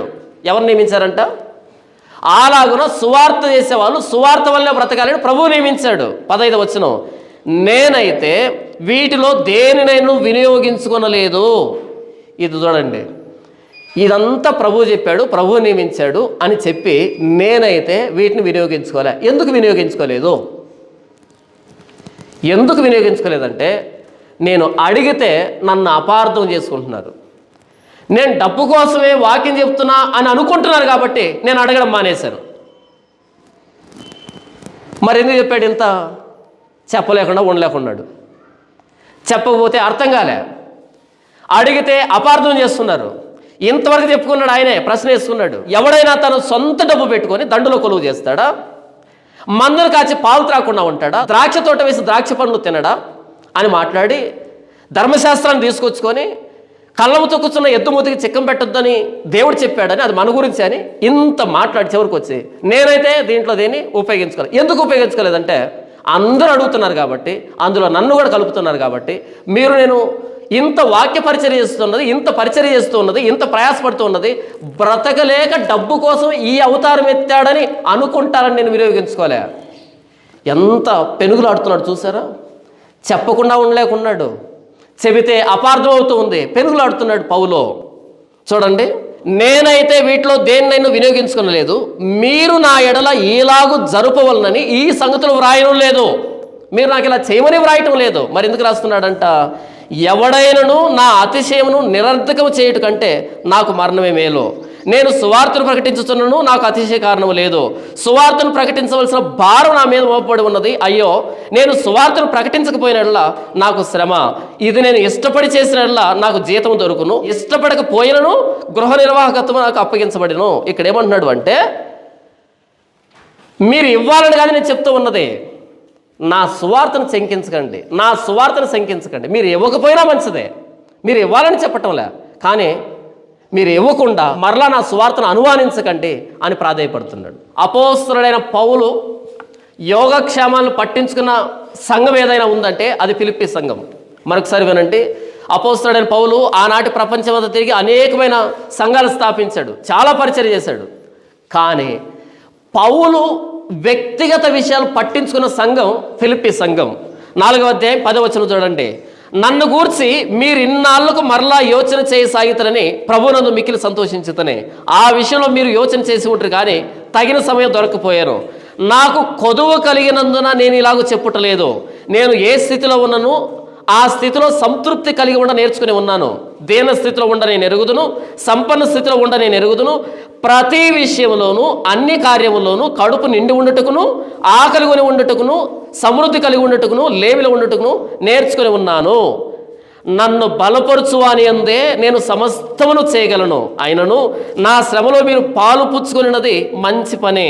ఫిలిప్పీలారా, సువార్తను నేను బోధింపనారంభించి మాసిదోనియా నుండి వచ్చినప్పుడు ఇచ్చు విషయంలోనూ పుచ్చుకొని విషయంలోనూ మీరు తప్ప మరి ఏ సంఘపు వారును నాతో పాలివారు కాలేదని మీకే తెలియను. నన్ను బలపరచువాని అందే నేను సమస్తము చేయగలను. ఉదయాన్నే నాకు మంచి భోజనం పెట్టారనుకోండి, బాగా కష్టపడతాను, బాగా పని చేస్తాను. ఉదయాన్నే నాకు భోజనం పెట్టకుండా మంచినీళ్ళు ఇచ్చారనుకోండి, బరువులు ఏమెత్తాను నేను. నన్ను బలపరిస్తే నా ద్వారా బలమైన పని జరుగుతుంది, నన్ను బలహీనపరిస్తే నేను పని చేయలేను కదా. నన్ను బలపరచువాని అందే నేను సమస్తం చేయగలను. అయినను నా శ్రమలో మీరు పాలు పుచ్చుకున్నది మంచి పని.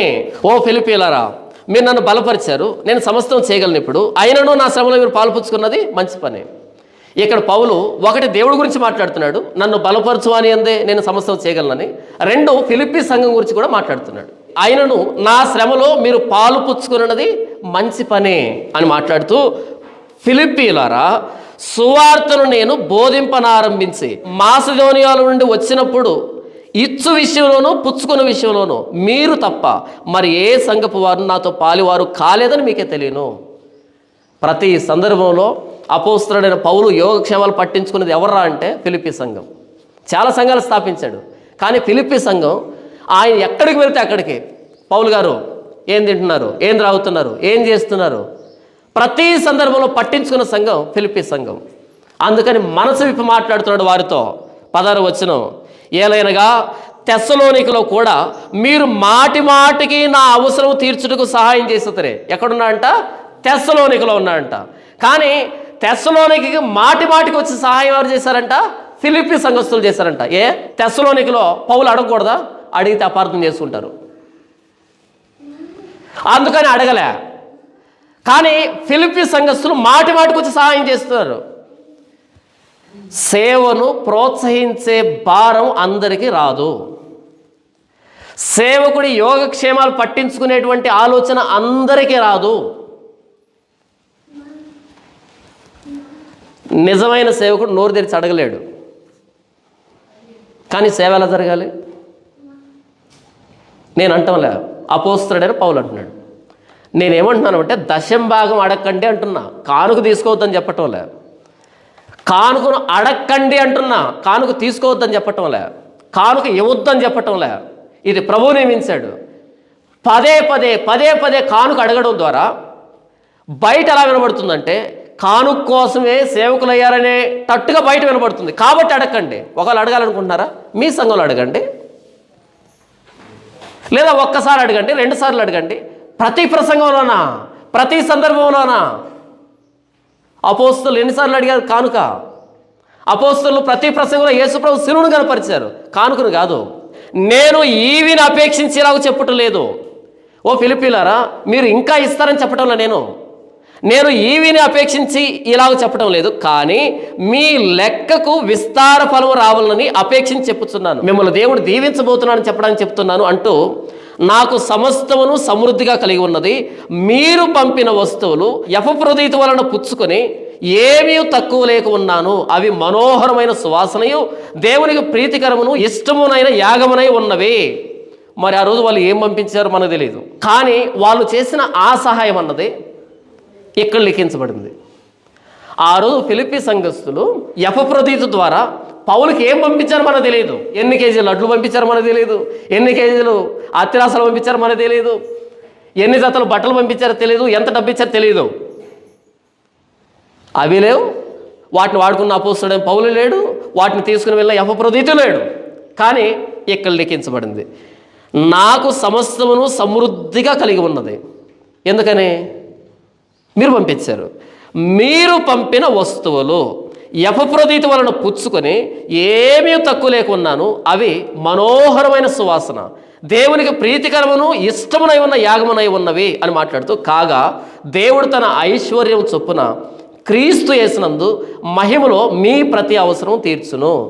మీరు ప్రభువును బట్టి నా అవసరం తీర్చారు కాబట్టి ప్రభు మీ అవసరాన్ని తీరుస్తాడు. మనం ఈ పైదంతా ఎత్తేసుకొని ఈ 19వ వచనం రాసుకున్నాం ఇంట్లో. ఏమని? ఈ సందర్భం 10వ వచనం నుంచి ప్రారంభమైంది, కానీ మన ఇళ్లలోనూ వాగ్దానం కార్డులలోనూ ఏముంటుందంటే 19వ వచనం, కాగా దేవుడు తన ఐశ్వర్యం చొప్పున క్రీస్తు యేసునందు మహిమలో మీ ప్రతి అవసరం తీర్చును. ఇక్కడ ఎక్కడైనా ఉందా? అది చూడండి, వెతకండి. ఎక్కడో చూశాను నేను. ఇక్కడ పట్టుకురా, దాన్ని పట్టుకురా, దాంతోనే పని ఎప్పుడు. చూడండి, దీన్ని ఎందుకు చూపెడుతున్నా అంటే లైవ్ ఎగ్జాంపుల్ కోసం చూపెడుతున్నా. ఇక్కడ 19వ వచనంలో ఉంది కదా, ఎక్కడి నుంచి ప్రారంభమైన సందర్భము? 10వ వచనం నుంచి ప్రారంభమైంది. ఎంత చేశారు అపోస్తలుడైన పౌలుకు? వాళ్ళు చాలా చేశారు కదా, మాటికి చేశారు కదా, ఆయన అడగకపోయినా చేశారు కదా. ఇంత నాకు చేశారు కాబట్టి సువార్త పక్షాన దేవుడు మీ అవసరాన్ని తీరుస్తాడు అని చెప్పాడు. ఇక్కడ చూడండి, ఫిలిప్పీ 4:19, దేవుడు డాష్ డాష్ డాష్ అంటే పూర్తి రెఫరెన్స్ కూడా కాదు ఇది. దేవుడు డాష్ డాష్ డాష్ మీ ప్రతి అవసరం తీర్చును. ఏ పని లేకనా? ఏం చేస్తుంది? దేవుడు నా అవసరాన్ని తీర్చాలంటే దేవుడి అవసరం నేను తీర్చుద్దా?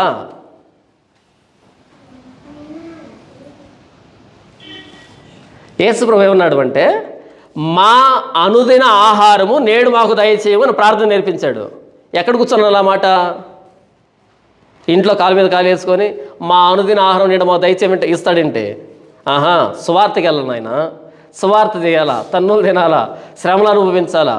ప్రభు సువార్తను, ఆయన సిలువను ప్రకటించే పనిలో వండుకునేదానికి సంపాదించుకునేదానికి నీకు తీరిక లేదు కదా, అప్పుడు అడగాల, అప్పుడు నేను పెడతా. అంతేగాని ఇంట్లో కూర్చొని ఉదయం టిఫిన్ తిని మధ్యాహ్నం తేపుతూ ప్రభువా నాకు కావాలంటే కుదరదు. చూడండి, ఇలా వ్రాసుకుంటే పుణ్యపురుషులకి ఇంత సందర్భంలో ఉన్న సారం ఎప్పుడు అర్థమవుతుంది? ప్రభునామాన్ని బట్టి మీరు నా అవసరాలన్నీ తీర్చారు కాబట్టి, నేను ఎక్కడికి వెళ్తే అక్కడికి వచ్చి పరిచర్య కోసం నాకు సహకరించారు కాబట్టి ప్రభు మీ అవసరాలు తీరుస్తాడు అని చెప్తే అంతా కత్తిరించి, మరి టైలర్గా పనిచేశారో తెలియదు కానీ గతంలో వీళ్ళు అంతా కత్తిరించి, మొత్తం అంతా కత్తిరించేసి బికినీ చేశారు దీన్ని. చూడు, దేవుడు నిండు ముత్తైదులాగా కడితే 10వ వచనం నుంచి 19 దాకా మొత్తం కత్తిరించి బికినీ వేశారు. దేవుడు డాష్ డాష్ డాష్ మీ ప్రతి అవసరం తీర్చును. ఎవరి ప్రతి అవసరము? మీ అంటే ఇలా రాసుకునే వాళ్ళకి ఎప్పటికీ వాక్యం అర్థమవుతుంది. నేనేం చెప్పాను ఇంతవరకు అంటే, అపోస్తలుడైన పౌలు సువార్త పరిచర్యలో వాడబడుతూ ఉన్నప్పుడు సువార్త ద్వారానే పోషించబడాలి. కానీ ఆ జ్ఞానం తెస్సలోనిక సంఘానికి లేదు, ఆ జ్ఞానం కొరింథీ సంఘానికి లేదు, ఆ జ్ఞానం మిగిలినటువంటి వాళ్ళకు లేదు. ఈయన ఎక్కడికి వెళ్తే అక్కడికి ఫిలిప్పీ సంఘస్థులు వస్తున్నారు. ఎపఫ్రోదితు ద్వారా వస్తువులు ఇచ్చి పంపించారంట. ఈయన మీటింగ్ ఎక్కడ పెట్టాడు? తెస్సలోనికలో. ఎక్కడి నుంచి వచ్చింది కానుక? ఫిలిప్పీ నుంచి. ఎందుకని? మీరు ఆలోచించారు నా గురించి అని వ్రాసాడు. ఇక్కడ లిఖించబడింది గలతీ పత్రిక. వాక్యోపదేశం పొందువాడు. వాక్యోపదేశం పొందువాడు అంటే మీరంతా, నా వాక్యాన్ని వింటున్న మీరంతా. వాక్యోపదేశం పొందువాడు ఉపదేశించువానికి మంచి పదార్థం భాగమియ్యవలెను. వాక్యోపదేశం పొందే మీరు ఉపదేశించే నాకు ఏమి ఇవ్వాలి? అన్నింటిలో భాగం ఇవ్వాలి. దీన్ని ఇంగ్లీష్లో చదివి వినిపిస్తాను. Those who are taught the word of God should help their teachers by paying them. Those who are taught the word of God should help their teachers by paying them. వాక్యోపదేశం పొందేవాడు ఉపదేశించేవాడికి పే చేయాలి, డబ్బు ఇవ్వాలి.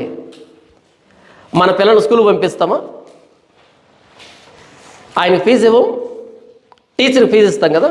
లేదన్న government స్కూల్కి అంటారేమో, government pay చేస్తుంది. మనం వస్తువులు కొంటుంటే ఆ వస్తువుల మీద ట్యాక్స్ రూపంలో డబ్బు తీసుకొని మన డబ్బుని టీచర్కి ఇస్తే టీచర్ మన పిల్లలకి చదువు చెప్తున్నాడు. ఉత్తి పుణ్యానికి కాదు, డబ్బు తీసుకొని చెప్తున్నాడు. ఎక్కువ మాట్లాడితే ప్రైవేట్ టీచర్ కంటే ఎక్కువ తీసుకొని చెప్తున్నాడు. ఊరికే చెప్పడా? ఊరికే చెప్పడా? ఊరికే చెప్పడు. మరి వాక్యం ఊరికెందుకు చెప్పాలి? కాపరిని, ఉపదేశకుణ్ణి పోషించవలసిన బాధ్యత సంఘానిది. కాపరి అడగడు, అపోస్తులు అడగలే. కానీ సంఘం చరస్థిరాస్తులు అమ్మి అపోస్తుల పాదం దగ్గర పెట్టింది. పేతురు అడగలే, అపోస్తులు అడగలే, కానీ వాళ్ళే తీసుకుని వచ్చారు. పౌలు అడగలే, ఫిలిప్పీలే తీసుకొచ్చారు. మెచ్చుకుంటున్నాడు. దేవుడు మీ ప్రతి అవసరాన్ని తీరుస్తాడు. దేవుడి పక్షాన మనం ఆలోచించినప్పుడు దేవుడు మన పక్షాన ఆలోచిస్తాడు కదా. దేవుడి విషయంలో బిగబడితే దొంగలం అవుతాం, దేవుడి విషయంలో మాట తప్పితే దొంగలం అవుతాం. లోకంలో సామెత ఉంది, ఈ ఇంట్లో గింజలు తిందంట, పక్కింట్లోకి వెళ్ళి గుడ్డు పెట్టిందంట. గింజలు ఎక్కడ తింది? ఈ ఇంట్లో. చిదిగి ఇక్కడ తింది గింజలన్నీ. గుడ్డు ఎక్కడ పెట్టింది? పక్కింట్లో పెట్టింది. మంచి కోడేనా? గడ్డి ఈ పొలంలో వేసింది, ఉదయం నుంచి సాయంకాలం దాకా గడ్డి ఈ పొలంలో వేసింది. పాలు ఎక్కడిచ్చింది? పక్క పొలం ఉడికిచ్చింది. మంచి గేదేనా? మన ఇంట్లో మొలిచిన చెట్టు పక్కింట్లోకి వెళ్ళింది కొమ్మ, అక్కడ కాసిన కాయలు. నీళ్లు పోసేది, ఎరువు పోసేది మన ఇంట్లో చెట్టుది. ఇలా ఎదిగి పక్కింట్లో కొమ్మ వెళ్ళింది, మన ఇంట్లో కొమ్మ కాయలు కాయలే, పక్కింట్లో కొమ్మ కాయలు కాసింది. ఎంత మంచి చెట్టు! వాక్యోపదేశం పొందువాడు ఉపదేశించు వానికి మంచి పదార్థములన్నింటిలో భాగం ఇవ్వలేను. హెబ్రీయులకు రాసిన పత్రిక 13వ అధ్యాయం 16వ వచనం.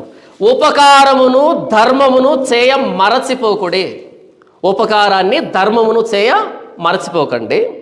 అట్టి యాగములు దేవునికి ఇష్టమైనవి. మీ పైన నాయకులుగా ఉన్నవారు లెక్క ఒప్పచెప్పవలసిన వారి వలె మీ ఆత్మలను కాయుచున్నారు. వారు దుఃఖముతో ఆ పని చేసిన ఎడల మీకు నిష్ప్రయోజనమగును. కనుక దుఃఖముతో కాక ఆనందముతో చేయనట్లు వారి మాట విని వారికి లోబడి ఉండుడి. హెబ్రీ గ్రంథకర్త అంటున్నాడు, మీ పైన నాయకులుగా ఉన్నవారు లెక్క ఒప్పచెప్పవలసిన వారి వలె మీ ఆత్మలు కాయిచున్నారు. వారు దుఃఖముతో ఆ పని చేసిన ఎడల మీకు నిష్ప్రయోజనం. కనుక దుఃఖముతో కాక ఆనందముతో చేయనట్లు వారి మాట విని వారికి లోబడి ఉండుడి. 16వ వచనంలో ఉపకారాన్ని ధర్మాన్ని చేయ మర్చిపోకండి, అట్టివి దేవునికి ఇష్టం అని చెప్పాడు. ఉపకారం ధర్మం అంటే కానుకానే. మీ పైన నాయకులుగా ఉన్నవారు దుఃఖంతో పని చేయకూడదు, దుఃఖంతో పని చేయకూడదు. 2016 నుంచి దుఃఖంతోనే పరిచయం చేస్తున్నాం. నాలాంటి వాళ్ళు కొన్ని కోట్ల మంది దుఃఖంతో పనిచేస్తున్నారు. నిజంగా పరిచయం చేసేవాడికి పైన కప్పు లేదు, నిజంగా వాక్యం చెప్పేవాడికి ఆదరణ లేదు. అబద్ధాలు చెప్పేవాళ్ళు ఆకాశానికి కోటలు కట్టారు. మీ పైన నాయకులుగా ఉన్నవారు మీ ఆత్మలకు లెక్క చెప్పాలనే బాధ్యత కలిగి పరిచర్య చేస్తున్నారు. వారు ఆ పని దుఃఖంతో చేయకుండా చూసుకోండి, దుఃఖపడకుండా చూసుకోండి. ఎవరిని? మీ నాయకుల్ని. ఒక టీచర్కి నెలకి జీతం వస్తుంది, పనికి వెళ్ళిన వాడికి సాయంకాలానికి కూలి వస్తుంది. పరిచర్య చేసేవాడికి భోజనం ఎక్కడి నుంచి వస్తుంది? మందను కాచినప్పుడు మందపాలు త్రాగే అధికారం ఉంటుంది కదా, ద్రాక్ష తోటను వేసినప్పుడు ద్రాక్షలు తినే అధికారం ఉంటుంది కదా, దండులో చేరినప్పుడు జీతం తీసుకునే అధికారం ఉంటుంది కదా, కళ్ళవు దొక్కుతూ ఉన్నప్పుడు మేత వేసే అధికారం ఉంటుంది కదా. కానీ బర్నబాకి నాకు మాత్రమే ఎందుకు అన్యాయం చేస్తున్నారు మీరు అని పౌలు ఎంత పెనుగులాడుతున్నాడు. మలాకి గ్రంథంలో దేవుడు, మీరు నా దగ్గర ఎందుకు దొంగలించారు దశంభాగాన్ని? మీరు దశంభాగాన్ని బిగబట్టారు కాబట్టి లేవీలు పొలానికి వెళ్ళారు, లేవీలు పనికి వెళ్ళారు భోజనం సంపాదించుకోవడానికి. తద్వారా మందిరంలో పరిచర్య ఆగిపోయింది. మందిరంలో పరిచర్య ఆగిపోతే ఇశ్రాయేల్ దేశం భ్రష్టు పట్టింది, విగ్రహారాధన ఎక్కువైపోయింది, పాపాలు ఎక్కువైపోయాయి. ఎందుకని? ఇది పాపం అని చెప్పే యాజకుడు పొలానికి వెళ్ళాడు. వాడెందుకు పొలానికి వెళ్ళాడు? మీరు దశంభాగం తీసుకొని రాలే. మీరెందుకు దశంభాగం తీసుకొని రాలే? నా దగ్గర దొంగలించారు, అది నాది కదా, నాకు రావాల్సింది కదా. కాపర్ని ఎంత పోషిస్తే, ఎంత సంతోష పెడితే మందని అంత మేపుతాడు. మంద ఎంత కాపరికి పాలిస్తే అంతగా మేపుతాడు. నన్ను బలపరచు అని అందే నేను సమస్తం చేయగలను అన్నాడు అపోస్తలుడైన పౌలు.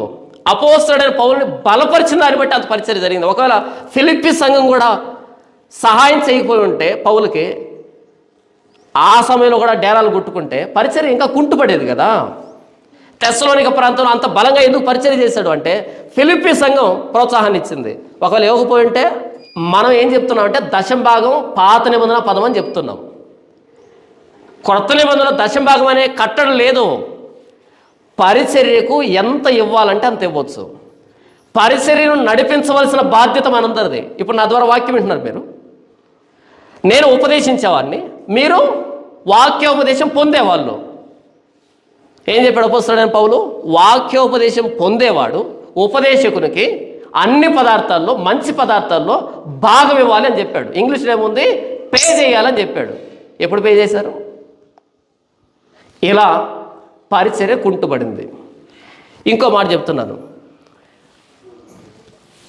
పరిచర్య ముందుకెళ్ళాలి అంటే పరిచర్యను ప్రోత్సహించాలి. నంబర్ 2, పరిచర్య కాని దాన్ని నిర్మూలించాలి. మరొకసారి చెప్తానండి, యెహోవా మందిరంలో సేవ జరగడానికి దశంభాగం ఇవ్వాలి. నంబర్ 2, బయలుదేవతల గుడిలో ఇవ్వడం ఆపేయాలి.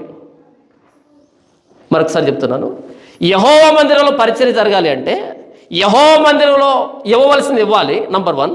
నంబర్ 2, బయలుదేవత గుళ్ళు ఉన్నాయి కదా, ఆ గుడులకు సంబంధించి బిగబట్టాలి. అలా అది అంతరించిపోతుంది, దేవుని మందిర పరిచర్య కొనసాగుతుంది. ఎంతమంది పాస్టర్లు నాకు ఫోన్ చేశారు చాలామంది, అన్న మీరు దశంభాగం ఇవ్వద్దని చెప్తున్నారు, మరి పరిచర్య ఎలా అంటే దశంభాగం అన్నది పాత నిబంధన పదం. క్రొత్త నిబంధనలో కానుక తీసుకోమని చెప్పింది, సువార్త ద్వారా బ్రతకమని చెప్పింది, సంఘం సేవకును పోషించాలని చెప్పింది, వాక్యోపదేశం పొందేవాడు ఉపదేశించేవాడికి అన్ని పదార్థాలు భాగం ఇవ్వాలి అని చెప్పింది. అపోస్తుల కార్యంలో ఆదిమ సంఘం తమ స్థిరాస్తులమ్మి అపోస్తుల పాదాల దగ్గర పెట్టింది. సంఘం బలపరిస్తే సేవకుడు అద్భుతంగా సేవ చేస్తాడని చెప్పింది. కానీ సేవకుడు నోరు తెరిచి కానుకను అడగకూడదు, పదే పదే అడగకూడదు, అదే పనిగా మోటివేట్ చేయకూడదు. అప్పుడు అది నెగిటివ్గా కనబడుతుంది ప్రపంచానికి. నేను ఒక చెట్టును పెంచుకుంటున్నాను, ఆ చెట్టు నాకు ఫలం ఇవ్వకపోతే ఎందుకు పెంచాలి దాన్ని? నేను మందను వేపుతున్నాను, ఆ మంద వల్ల నాకు ప్రయోజనం లేకపోతే ఎందుకు మేపాలి దాన్ని? నేను సైన్యంలో పనిచేస్తున్నాను, నాకు జీతం లేకపోతే నేను ఎందుకు సైనికుడిగా పనిచేయాలి? నేను ద్రాక్ష తోట వేశాను, నాకు ఫలం రాకపోతే నేను ఎందుకు కాపు చేయాలి? నేను కల్లాన్ని తొక్కుతున్నాను, నాకు మేత లేకపోతే నేను ఎందుకు తొక్కాలి?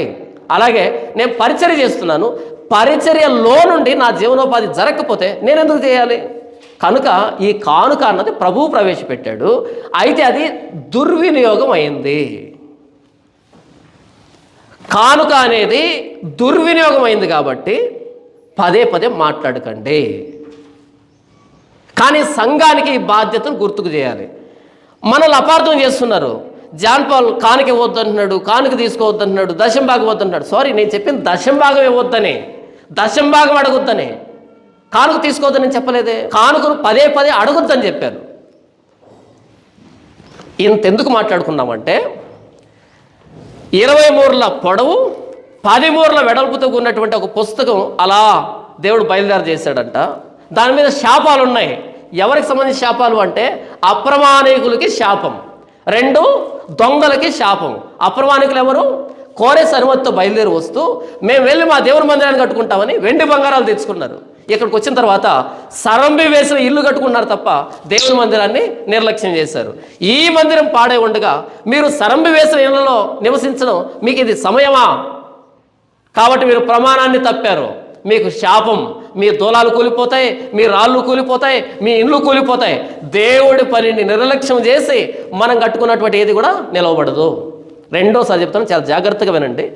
దేవుడి పనిని నిర్లక్ష్యం చేసి మన సొంతగా ఏ పెట్టుబడి పెట్టినా సరే వర్ధిల్లదు. ప్రభువైన యేసుక్రీస్తు శిలువలో ప్రాణం పెట్టి ఆయన శిలువ సమాచారం ప్రపంచానికి వెళ్ళాలి అంటే అది మన భుజాల మీద పెట్టాడు. మీరు సర్వలోకానికి వెళ్ళి సర్వ సృష్టికి సువార్త చెప్పండి అనే. అపోస్తలులకు మాత్రమేనా? మనకు కాదా? మనం సువార్త చేయమా? సరే, మీరు చేయొద్దు, నేను చేస్తున్నా కదా, మరి నాకు మేత పెట్టాలి కదా. నేను అంటే సేవకుడు, నేను అంటే ఉపదేశకుడు. ఎవరైతే సువార్తను చెడగొట్టారో, ప్రాస్పరిటీ గాస్పుల్ తీసుకొని వచ్చి, సువార్త 2 రకాలు. 1 నిజమైన సువార్త, 2 నకిలీ సువార్త. నకిలీ సువార్త ఏంటంటే మీకు మేలులు, క్షేమాలు, దీవెనలు, ఆశీర్వాదాలు మాత్రమే కుమ్మరిస్తుంది. ఈ నకిలీ సువార్తను పెద్దది చేసినప్పుడు దాని నీడలో నిజమైన సువార్త అంతరించిపోతూ ఉంది. మనం వేసిన పొలంలో మన చెట్టు కంటే మనం వేని చెట్టు పైకి వచ్చిందంటే దాన్ని కలుపు అంటాం. దాన్ని పీకి వేయాలి. కలుపును పీకడం వ్యవసాయం చేయడమే. మన పొలంలో వచ్చిందని కలుపును ఉంచుకుంటామా? మనం నాటిన మొక్కని పెంచడం ఎంత ముఖ్యమో, మనం నాటిన మొక్క మీద ఎండబడకుండా, నీళ్ళు అందకుండా, ఎరువు అందకుండా ఏదైతే అడ్డగిస్తుందో ఆ కలుపును పెరిగివేయడం కూడా వ్యవసాయమే. ఈరోజు యేసు ప్రభు నిజమైన సువార్త వెళ్లకుండా ఎవరు ఆపుతున్నారు? ప్రాస్పరిటీ గాస్పుల్ ఆపుతూ ఉంది. దేవుడు మిమ్మల్ని దీవిస్తాడు, ఆశీర్వదిస్తాడు, అన్ని మోటివేషన్ స్టోరీస్ చెప్తున్నారు. దీన్ని పెరికివేయాలి కలుపుని. అదే సమయంలో మన మొక్కకి ఎరువు వేయాలి. అప్రమాణికుల మీదకి ఈ శాపం బయలు వెళ్తుంది. రెండవదిగా దొంగల మీదకి ఈ శాపం బయలుదేరి వెళ్తుంది. దొంగలు ఎవరు ఇక్కడ? దేవుని సేవకు సహకరించని ప్రతివాడు దొంగే. దేవుని సేవకి సహకరించని ప్రతి ఒక్కడు దొంగే. ఎలా వెళ్తా చెప్పు? వారమంతా నీ పని చూసుకున్నావు, నెలంతా నీ పని చూసుకున్నావు, మరి దేవుని సేవ ఎలా జరుగుతుంది? ఎలా జరుగుతుందంటే దేవుని సేవ జరగడానికి దేవుడు ఒకరిని నియమించాడు. ఆ వ్యక్తి పేరు సేవకుడు, కాపరి, వాక్యోపదేశకుడు. నేనెందుకు కష్టపడాలి? నేను గతంలో స్కూల్లో పనిచేసేవాడిని. నెల నెల జీతం వచ్చేది. అప్పటి నుంచి ఇప్పటికి కూడా నా డబ్బే పెడుతున్నాయి. ఇక్కడ నాలుంటలతో వాళ్ళ డబ్బే పెట్టుకుంటున్నారు. ఆ స్కూల్లో పనిచేస్తున్నప్పుడు ఉదయం 7:30, 8 కల్లా స్కూల్కి వెళ్ళాలి. ఉదయం 8 కల్లా వెళ్ళాలి అంటే 6కే సిద్ధపడాలి. ఇక్కడి నుంచి బయలుదేరి వెళ్ళాలి కదా. 6కు సిద్ధపడాలి అంటే 5కో 4కో లేవాలి. అన్ని పనులు చూసుకొని 8 కల్లా స్కూల్కి వెళ్తే 8 నుంచి సాయంకాలం 4:30, 5 గంటల దాకా ఉన్న సారమంతా లాగేస్తారు. 8 పీరియడ్లు. సాయంకాలం ఉసూరుమంటూ ఇంటికి వస్తే అలా స్నానం చేసి తినేటప్పటికీ నిద్ర వచ్చేస్తుంది. బైబిల్ చదివింది లేదు, వాక్యాన్ని ధ్యానించింది లేదు, సువార్తకి వెళ్ళింది లేదు, పరిచర్య లేదు. చాలా రోజులకు ఆలోచించాను, అరే నాకున్న విలువైన సమయం అంతా వీడి చేతుల నుంచి పెట్టాలి. అప్పుడు ఇంట్లో చెప్పాను, నా సమయం అంతా వృధా అయిపోతుంది, నేను సేవకుడిని, నేను వాక్యం మీద పరిశోధన చేయకుండా ఒకటి కింద పని చేస్తే ఇక వాక్యం ఎలా అనంటే వచ్చిన ప్రశ్న ఏంటో తెలుసా? మరి తినడానికి ఎలా? ఇలాంటి సేవకులు ప్రపంచవ్యాప్తంగా ఎంతమందో, ఇలాంటి సేవకులు ప్రపంచవ్యాప్తంగా ఎంతమందో. కనుక వాళ్ళ విలువైన సమయాన్ని బయట పెట్టుబడిగా పెట్టుకుంటున్నారు. నేను సేవకుడిని, 1 గంట నేను ఇంకో పని చూసుకుంటే ఈ గంటలో ఎంత ఆగిపోతుందో తెలుసా? ఉదయం నుంచి సాయంకాలం దాకా వీడు అంటుంటాడు నన్ను అప్పుడప్పుడు, నా కొడుకు, నువ్వేం పని చేస్తున్నావు, ఖాళీ కూర్చున్నావు అంటావు వీటన్ను. ఏది వీడికి ఏదైనా హోంవర్క్ చెప్తే వీడంటాడు నన్ను, నువ్వేం పని చేస్తున్నావు, ఖాళీ కూర్చున్నావు కదా అని. నేను బయట ఖాళీగా ఉన్నా, ఇక్కడ లోపల చాలా ప్రాసెస్ జరుగుతూ ఉంటుంది. ఒక ఇండస్ట్రీ రన్ అవుతుంటే పెద్ద పెద్ద శబ్దాలు వచ్చి ఏంటంటో ఏంటంటో వస్తుంటాయి కదా, గందరగోళం ఉంటుంది కదా. ఇది చాలా సైలెంట్గా ఉంటుంది, సౌండ్ రాక మీకు అలా అనిపిస్తుంది. లోపల చాలా జరుగుతూ ఉంటాయి, చాలా తిరుగుతుంటాయి, చాలా ఆలోచిస్తూ ఉంటాం. కానీ వీడేమంటాడు, వీడు ఏబీసీలు హోంవర్క్ చేయడానికి ఒళ్ళు బద్దకమై నన్ను అంటాడు, నువ్వేం పని చేస్తున్నావు, ఖాళీ కూర్చొని నాకే పని చెప్తుంటావు అంటాడు వీడు. సేవకుడు 1 గంట ఈ మెషిన్ ఆఫ్ చేస్తే చాలా ప్రోడక్ట్స్ ఆగిపోతాయి. మనం యూట్యూబ్లో పెట్టే ప్రతి మెసేజ్ ఒకరు ఫోన్ చేసి మాట్లాడతారు, మా జీవితంలో ఇప్పటిదాకా వెళ్ళదన్న ఈ మాట. యేసుప్రభు నమ్ముకొని 40 సంవత్సరాలు అవుతుంది, ఇప్పటి వరకు ఇలాంటి ప్రసంగం వినలేదు. ఒక్కరు కాదు, ఇద్దరు కాదు, ఎంతమంది ఫోన్ చేస్తారు తెలుసా? ఎందుకు ఇలా 40 సంవత్సరాల నుంచి? ఎందుకు వెళ్ళా 40 సంవత్సరాల నుంచి? ఎందుకు నా దగ్గర నుంచి ఆ ప్రోడక్ట్ బయటకు వచ్చిందంటే, ఆ వస్తువు అంత విలువైన వస్తువు బయటకు వచ్చిందంటే ప్రసంగం రూపంలో ఈ మెషిన్ పనిచేస్తుంది. ఈ ముడి సరుకుని తీసుకొని, ఈ వాక్యం అనే ముడి సరుకుని తీసుకొని ఈ మెషిన్ రన్ చేస్తుంది. కాబట్టి వచ్చిన ప్రోడక్టే ఆ వాక్యం. ఈరోజు నేర్చుకుంటుంది ప్రపంచ వాక్యాన్ని, కొత్త రోడ్డు వేదికగా నేర్చుకుంటుంది. వాక్యోపదేశం పొందేవాడు ఉపదేశించేవాడికి అన్ని విషయాల్లో మంచి పదార్థాలు ఇవ్వాలి. ఇది బైబిల్ చెప్పినటువంటి నియమం. సువార్త చేసేవాడు సువార్త వల్ల బ్రతకాలి, ఇది బైబిల్ చెప్పినటువంటి నియమం. మందను కాచేవాడు మందపాలు త్రాగేదానికి అర్హుడు, బైబిల్ చెప్పినటువంటి విషయం ఇది. కళ్ళము దొరికే ఎద్దుమూతికి చిక్కం కట్టకూడదు. సైనికుడు తన సొంత డబ్బు పెట్టుకొని దండులో కొలువు చేయడు. ఆత్మీయమైన విషయాలు బోధించేవాడు ఎదురుగా ఉన్న వ్యక్తి దగ్గర నుంచి శరీర సంబంధమైన విషయాలు తీసుకోవడం చిన్న విషయం. మీ ఆత్మలు కాచేవారు దుఃఖంతో పని చేయకుండా మీరు చూసుకోండి. దుఃఖంతో చేయకూడదు, వాళ్ళు బాధపడుతూ చేయకూడదు. నేను బర్నబా మాత్రమే స్వతంత్రులు కాదా? మేము అపోస్తలం కాదా? యేసు ప్రభువుని చూడలేదా? మిగిలిన వాళ్ళు అపోస్తలని పేరు పెట్టుకొని వాళ్ళు ఏ పని లేకుండా తింటున్నారే, మాకు మాత్రమే పని చేయకుండా ఉండడానికి అధికారం లేదా? ఎంత నిశ్చయంగా అడుగుతున్నాడు. మలాకి గ్రంథంలో దేవుడు అంటున్నాడు, మీరు నా దగ్గర దొంగలించారు దశమ భాగాన్ని, తద్వారా సేవ కుంటుపడింది, నా మందిరంలో ఆహారం లేకుండా పోయింది.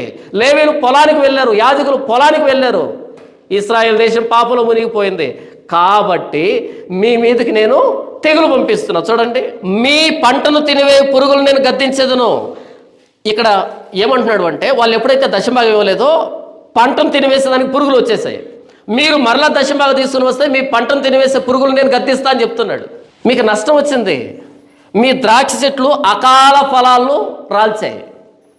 ద్రాక్ష చెట్టు మీద ఉండవలసిన కాయలు ఎందుకు రాలిపోతున్నాయంటే, అకాల ఫలాలు ఎందుకు రాలిపోతున్నాయంటే, మీరు నాకు ద్రోహం చేశారు కాబట్టి, నా దగ్గర దొంగలించారు కాబట్టి మీ పంట కూడా నాశనం అయిపోతుంది. ఈరోజు మనం ఎందుకు మనకన్నీ ఇలా ప్రతికూల పరిస్థితులు ఉన్నాయంటే, దేవుని దగ్గర దొంగలించాము. ఇక్కడ కూర్చొని మీ గురించి కదా నేను మాట్లాడుతుంది, యావత్తు ప్రపంచంతో మాట్లాడుతున్నాను. మనందరి మీద ఉన్న బాధ్యత ఏంటంటే, ప్రభువైన యేసుక్రీస్తు వారి సువార్తను సర్వ ప్రపంచాన్ని తీసుకుని వెళ్ళాలి. అందరి వల్ల కాదు, కానీ తీసుకుని వెళ్ళేవాడిని పోషించాలి, తీసుకుని వెళ్ళేవాడికి సహకారిగా ఉండాలి. నేను చెప్పిన సమాచారం కాదు ఇది, బైబిల్ చెప్పిన సమాచారం. కళ్ళము దొక్కుతున్న ఎద్దుమూతికి చిక్కం పెట్టకూడదు, పెడుతున్నారు. కళ్ళం తొక్కనటువంటి ఎద్దులకి మేత పెడుతున్నారు. కళ్ళం తొక్కుతున్నటువంటి ఎద్దు మూతికి చిక్కం పెట్టారు ఈరోజు క్రైస్తవ సంఘం. కళ్ళం తొక్కనటువంటి ఎద్దుకి మేత పెడుతున్నారు. అసలు ఎంత మేపుతున్నారో. ఏది సువార్త, ఏది సువార్త కాదు, ఏది వాక్యము, ఏది వాక్యం కాదు, ఏది పరిచర్య, ఏది పరిచర్య కాదు. యెహోవా మందిరంలో ఆహారం ఉండాలంటే ఎక్కడి నుంచి వస్తుంది? లేవీయులు సంపాదించాలనా? మిగిలిన గోత్రాలు సంపాదించాలి. అందుకని దేవుడు జకర్యాకు చూపెడతాడు, జకర్యా చెప్పు, యూదులకు చెప్పు. దేవుడు చాలా స్పష్టంగా చెప్తున్నాడు. ఎంత స్పష్టంగా అంటే, ఎంత రేచీకటి ఉన్నా, ఎంత సైటు ఉన్నా కనిపించేటట్టుగా దేవుడు చూపెడుతున్నాడు. ఎలా అంటే 20 మూరల పొడవు ఆ పుస్తకం, 10 మూరల వెడల్పు, ఎంత పెద్ద పుస్తకంలో రాశాడంట. అప్రమాణికులకు శాపం, దొంగలకి శాపం, మీరు కట్టుకున్న ఇల్లు, మీరు నిర్మించుకున్న దూలాలు, గోడలు మొత్తం కూలిపోతాయి. ఎందుకు కూలిపోతాయి? ఈ మందిరం పాడై ఉండగా మీరు సరమ్మి వేసిన ఇళ్ళలో నివాసం ఉంటారా? ఈ మందిరం ఎలా పాడైందో మిమ్మల్ని కూడా అలాగే పాడు చేస్తాం. ఇదంతా నేను దేనికి చెప్పాను అంటే, నేను శాపగ్రస్తులం కాకూడదు. మనం శాపగ్రస్తులం కాకూడదు.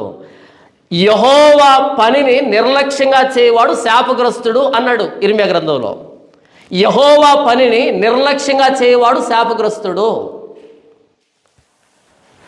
దేవుని మందిరాన్ని కట్టడానికి దావీదు సంపాదించి పెట్టాడు సొలొమోను కోసం. సొలొమోనా, నీకు వయసు తక్కువ, నేను సంపాదించి పెడుతున్నా దేవుని మందిరం కోసం. సొలొమోను అద్భుతంగా మందిరాన్ని కట్టాడు. ఆ తర్వాత చరిత్ర ఎలా నడిచిందంటే, ఏ రాజు మందిరానికి ఏం చేశాడు అని దేవుడు లిఖించాడు. ఈరోజు నీ ద్వారా నా ద్వారా పరిచర్యకు జరుగుతుందేంటి? మీ పైన నాయకులుగా ఉన్న వాళ్ళు బాధపడుతూ ఆ పని చేయకూడదు. బయట పరిస్థితులను చూస్తూ ఉన్నప్పుడు ఏది పరిచర్య కాదు, అది రోజు రోజుకు డెవలప్ అయిపోతూ ఉంది. చెప్పకపోతే మీకు తెలియదు కాబట్టి చెప్తున్నా. పరిచర్య ఏదో పరిచర్య డెవలప్ కావటం లే, పరిచర్య కానిది డెవలప్ అయిపోతూ ఉంది. వాక్యం చదివేవాడికి బాధ ఉంటుంది. సువార్త అభివృద్ధి చెందితే మంచిది. సువార్తను అణిచివేసేటట్టుగా కలుపు పెరిగిపోతూ ఉంది. మేలులు క్షేమాలు ప్రకటించేవి ఎక్కువైపోతున్నాయి. చెప్పకపోతే అర్థం కాదు, చెబితే అపార్థం చేసుకుంటారు. ఎంత బాధాకరమైన విషయం. అపోస్తలుడైన పౌలు అదే అంటున్నాడు. ఎవడైనా తన సొంత ఖర్చు పెట్టుకుని దండులో కొలువు చేస్తాడా? ఎందుకు చెప్పాడు అంటే, ఇప్పటికైనా తెలుసుకోండి అని చెప్తున్నాడు. జకర్యాకు దేవుడు చూపించిన విషయం ఏంటంటే, అందరూ చదవండి, అప్రమాణం చేసే వాళ్ళు నాశనం అవుతారు, దొంగలు నాశనం అవుతారు. అంత స్పష్టంగా అంత పెద్ద పెద్ద అక్షరాలతో దేవుడు ఆ రోజు జకర్యాకు చూపించాడు. దానిని నేను ఇంత స్పష్టంగా వివరించాను. ఆ రోజు జకర్యాకు దేవుడు ఇంత చిన్న పేపర్లో చూపించలే. ఎంత పేపర్లో చూపించాడు? ఎంత పుస్తకంలో చూపించాడు? 20 మూరల పొడవు 10 మూరల వెడల్పోయినటువంటి పుస్తకంలో స్పష్టంగా అందరికి అర్థమయ్యేటట్టుగా, మీరు నా విషయంలో మాట తప్పారు, మీరు నా విషయంలో దొంగలించారు, అందరికీ అర్థం కావాలి. దానిని నేను చాలా స్పష్టంగా వివరించాను ఇంతసేపు. 1, బయలుదేవత ఆరాధన అంతమొందాలి.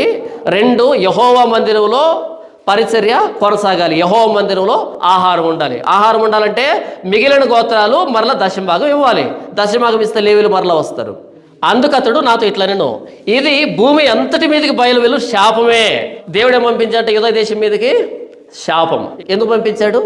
మీరు నా విషయంలో మాట తప్పారు, మీరు నా విషయంలో దొంగలించారు అని చెప్తున్నాడు. ఇప్పుడు గలతీ పత్రిక, ధర్మశాస్త్రం విధించిన క్రియలకు సంబంధులందరూ శాపమునకు లోనై ఉన్నారు. ధర్మశాస్త్రం విధించినటువంటి దానికి లోబడిన వాళ్ళంతా దేనికి లోబడి ఉన్నారంట? శాపానికి లోబడ్డారు. ఎందుకనగా ధర్మశాస్త్ర గ్రంథమందు వ్రాయబడిన విధులన్నీ చేయుట యందు నిలకడగా ఉండని ప్రతివాడు శాపగ్రస్తుడు. ధర్మశాస్త్రం ఏదైనా చెప్పిందంటే దాన్ని చేయని వాడు శాపగ్రస్తుడు.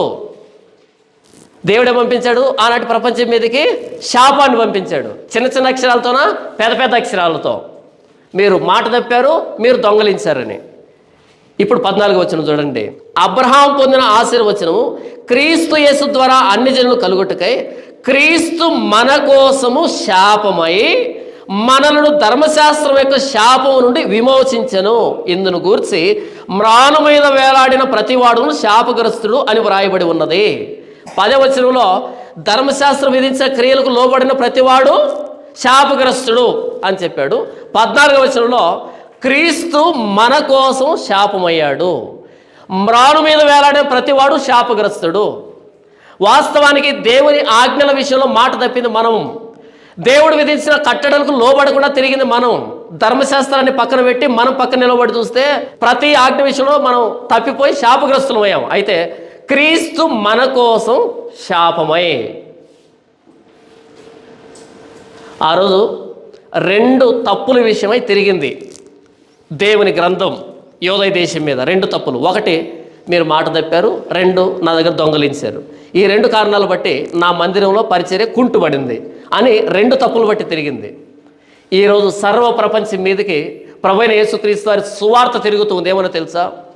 మీరు ప్రతి విషయంలో పాపం చేశారు, అయితే మీకోసం ప్రభువైన యేసుక్రీస్తు వారు శాపాన్ని అనుభవించాడు సిలువ మీద. మీ శాపాన్ని ప్రభువైన యేసుక్రీస్తు వారు సిలువ మీద భరించాడు. ఆ రోజు 2 తప్పులను బట్టి తిరిగితే ఈరోజు సువార్త ఎన్ని రకాల పాపాలు ఉన్నాయో అన్ని రకాల పాపాల్లో మీరు శాపగ్రస్తులు.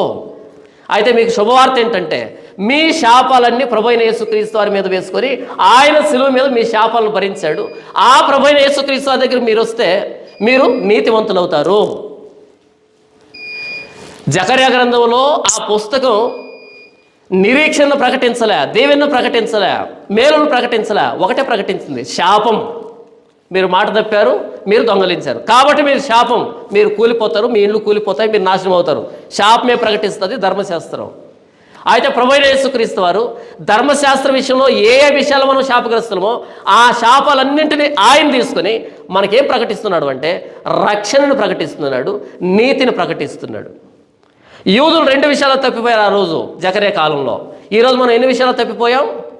లెక్కించలేని విషయాల్లో తప్పిపోయాం. అయితే ప్రభువైన యేసుక్రీస్తు వారి సువార్త ఏం చెప్తుందంటే ఈ సువార్త సర్వ ప్రపంచంలో వెదజల్లబడుతూ ఉంది. ఆ రోజు ఆ పుస్తకం యూద దేశంలో తిరిగితే ఈరోజు సువార్త అనే ఈ పుస్తకం సర్వ ప్రపంచం తిరుగుతూ ఉంది. మీరు శాపగ్రస్తులు. అయితే ప్రభువైన యేసుక్రీస్తు వారి సిలువను అంగీకరిస్తే మీరు నీతిమంతులుగా తీర్చబడతారు.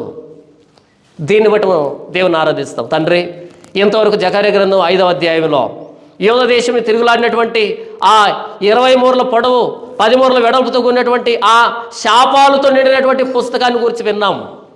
అప్రమాణికుల ఇళ్లలో దూరి, దొంగల ఇళ్లలో దూరి వారి జీవితాలను నాశనం వేసింది, వారి ఇళ్లను కోలుగొట్టింది. ఈ మందిరం పాడై ఉండగా మీరు సరంబి వేసిన ఇళ్లలో నివసించడానికి ఇది సమయమా అని ప్రశ్నించింది. మీరు దశంభాగాన్ని తీసుకొని రాలేదు కాబట్టి మీ పంటను తినివేయడానికి పురుగులు పంపించారు అని ఇంతవరకు మీ వాక్యం ద్వారా మీరు మాట్లాడారు. నా తండ్రి, అయితే ప్రభువైన యేసుక్రీస్తు వారిలో నా శాపాలన్నింటినీ ధర్మశాస్త్రం నా మీద ప్రకటిస్తున్న ప్రతి శాపాన్ని నా ప్రభువైన యేసుక్రీస్తు వారి శిలువలో మీరు తీసివేసినందుకై, ఉచితంగా నీతిమంతుడిగా పరిశుద్ధుడిగా చేసి నాకు రక్షణ అనుగ్రహించినందుకై మీకు కృతజ్ఞతలు. నా శాపాన్ని ప్రభువైన యేసుక్రీస్తు వారి శిలువలో మోసినందుకై, నాకు ఆయన రక్షణ అనుగ్రహించినందుకై, ఇంత ప్రేమను బట్టి కృతజ్ఞతాస్తుతులు నా ప్రభువైన యేసుక్రీస్తు వారి నామములో మీకు సమర్పిస్తున్నాను తండ్రి, ఆమేన్ అని అంటే ఇది ఆరాధన. ఆ రోజు జకర్యా కనిపించినటువంటి పుస్తకం శాపాన్ని ప్రకటించింది. అయితే ఈరోజు సువార్త మనం శాపగ్రస్తులమే అని చెప్తుంది. ఈ శాపగ్రస్తులైన మన కోసం ప్రభువైన యేసుక్రీస్తు వారి శిలువలో ప్రాణత్యాగం చేశాడని చెప్తుంది. ఆ ప్రభువైన యేసుక్రీస్తు వారి శిలువ దగ్గరకు వచ్చిన ఎంతటి శాపగ్రస్తులైనా సరే ఉచితంగా నీతిమంతుడిగా మార్చబడతాడు అని చెప్తుంది. దీన్ని బట్టి మనం దేవుణ్ణి ఆరాధిస్తాం. ప్రభువా, ఇంత ప్రేమ నా మీద చూపించడానికి నేనేపాటి వాడిని, నా శాపాన్ని ప్రభువైన యేసుక్రీస్తు వారి శిలువలో భరించడానికి నేనేపాటి వాడిని, శాపగ్రస్తుడైన నన్ను ఆశీర్వాదానికి వారసుడిగా చేసినందుకే యేసుక్రీస్తు నామములో కృతజ్ఞతలు తెలియజేస్తున్నాను తండ్రి, ఆమేన్.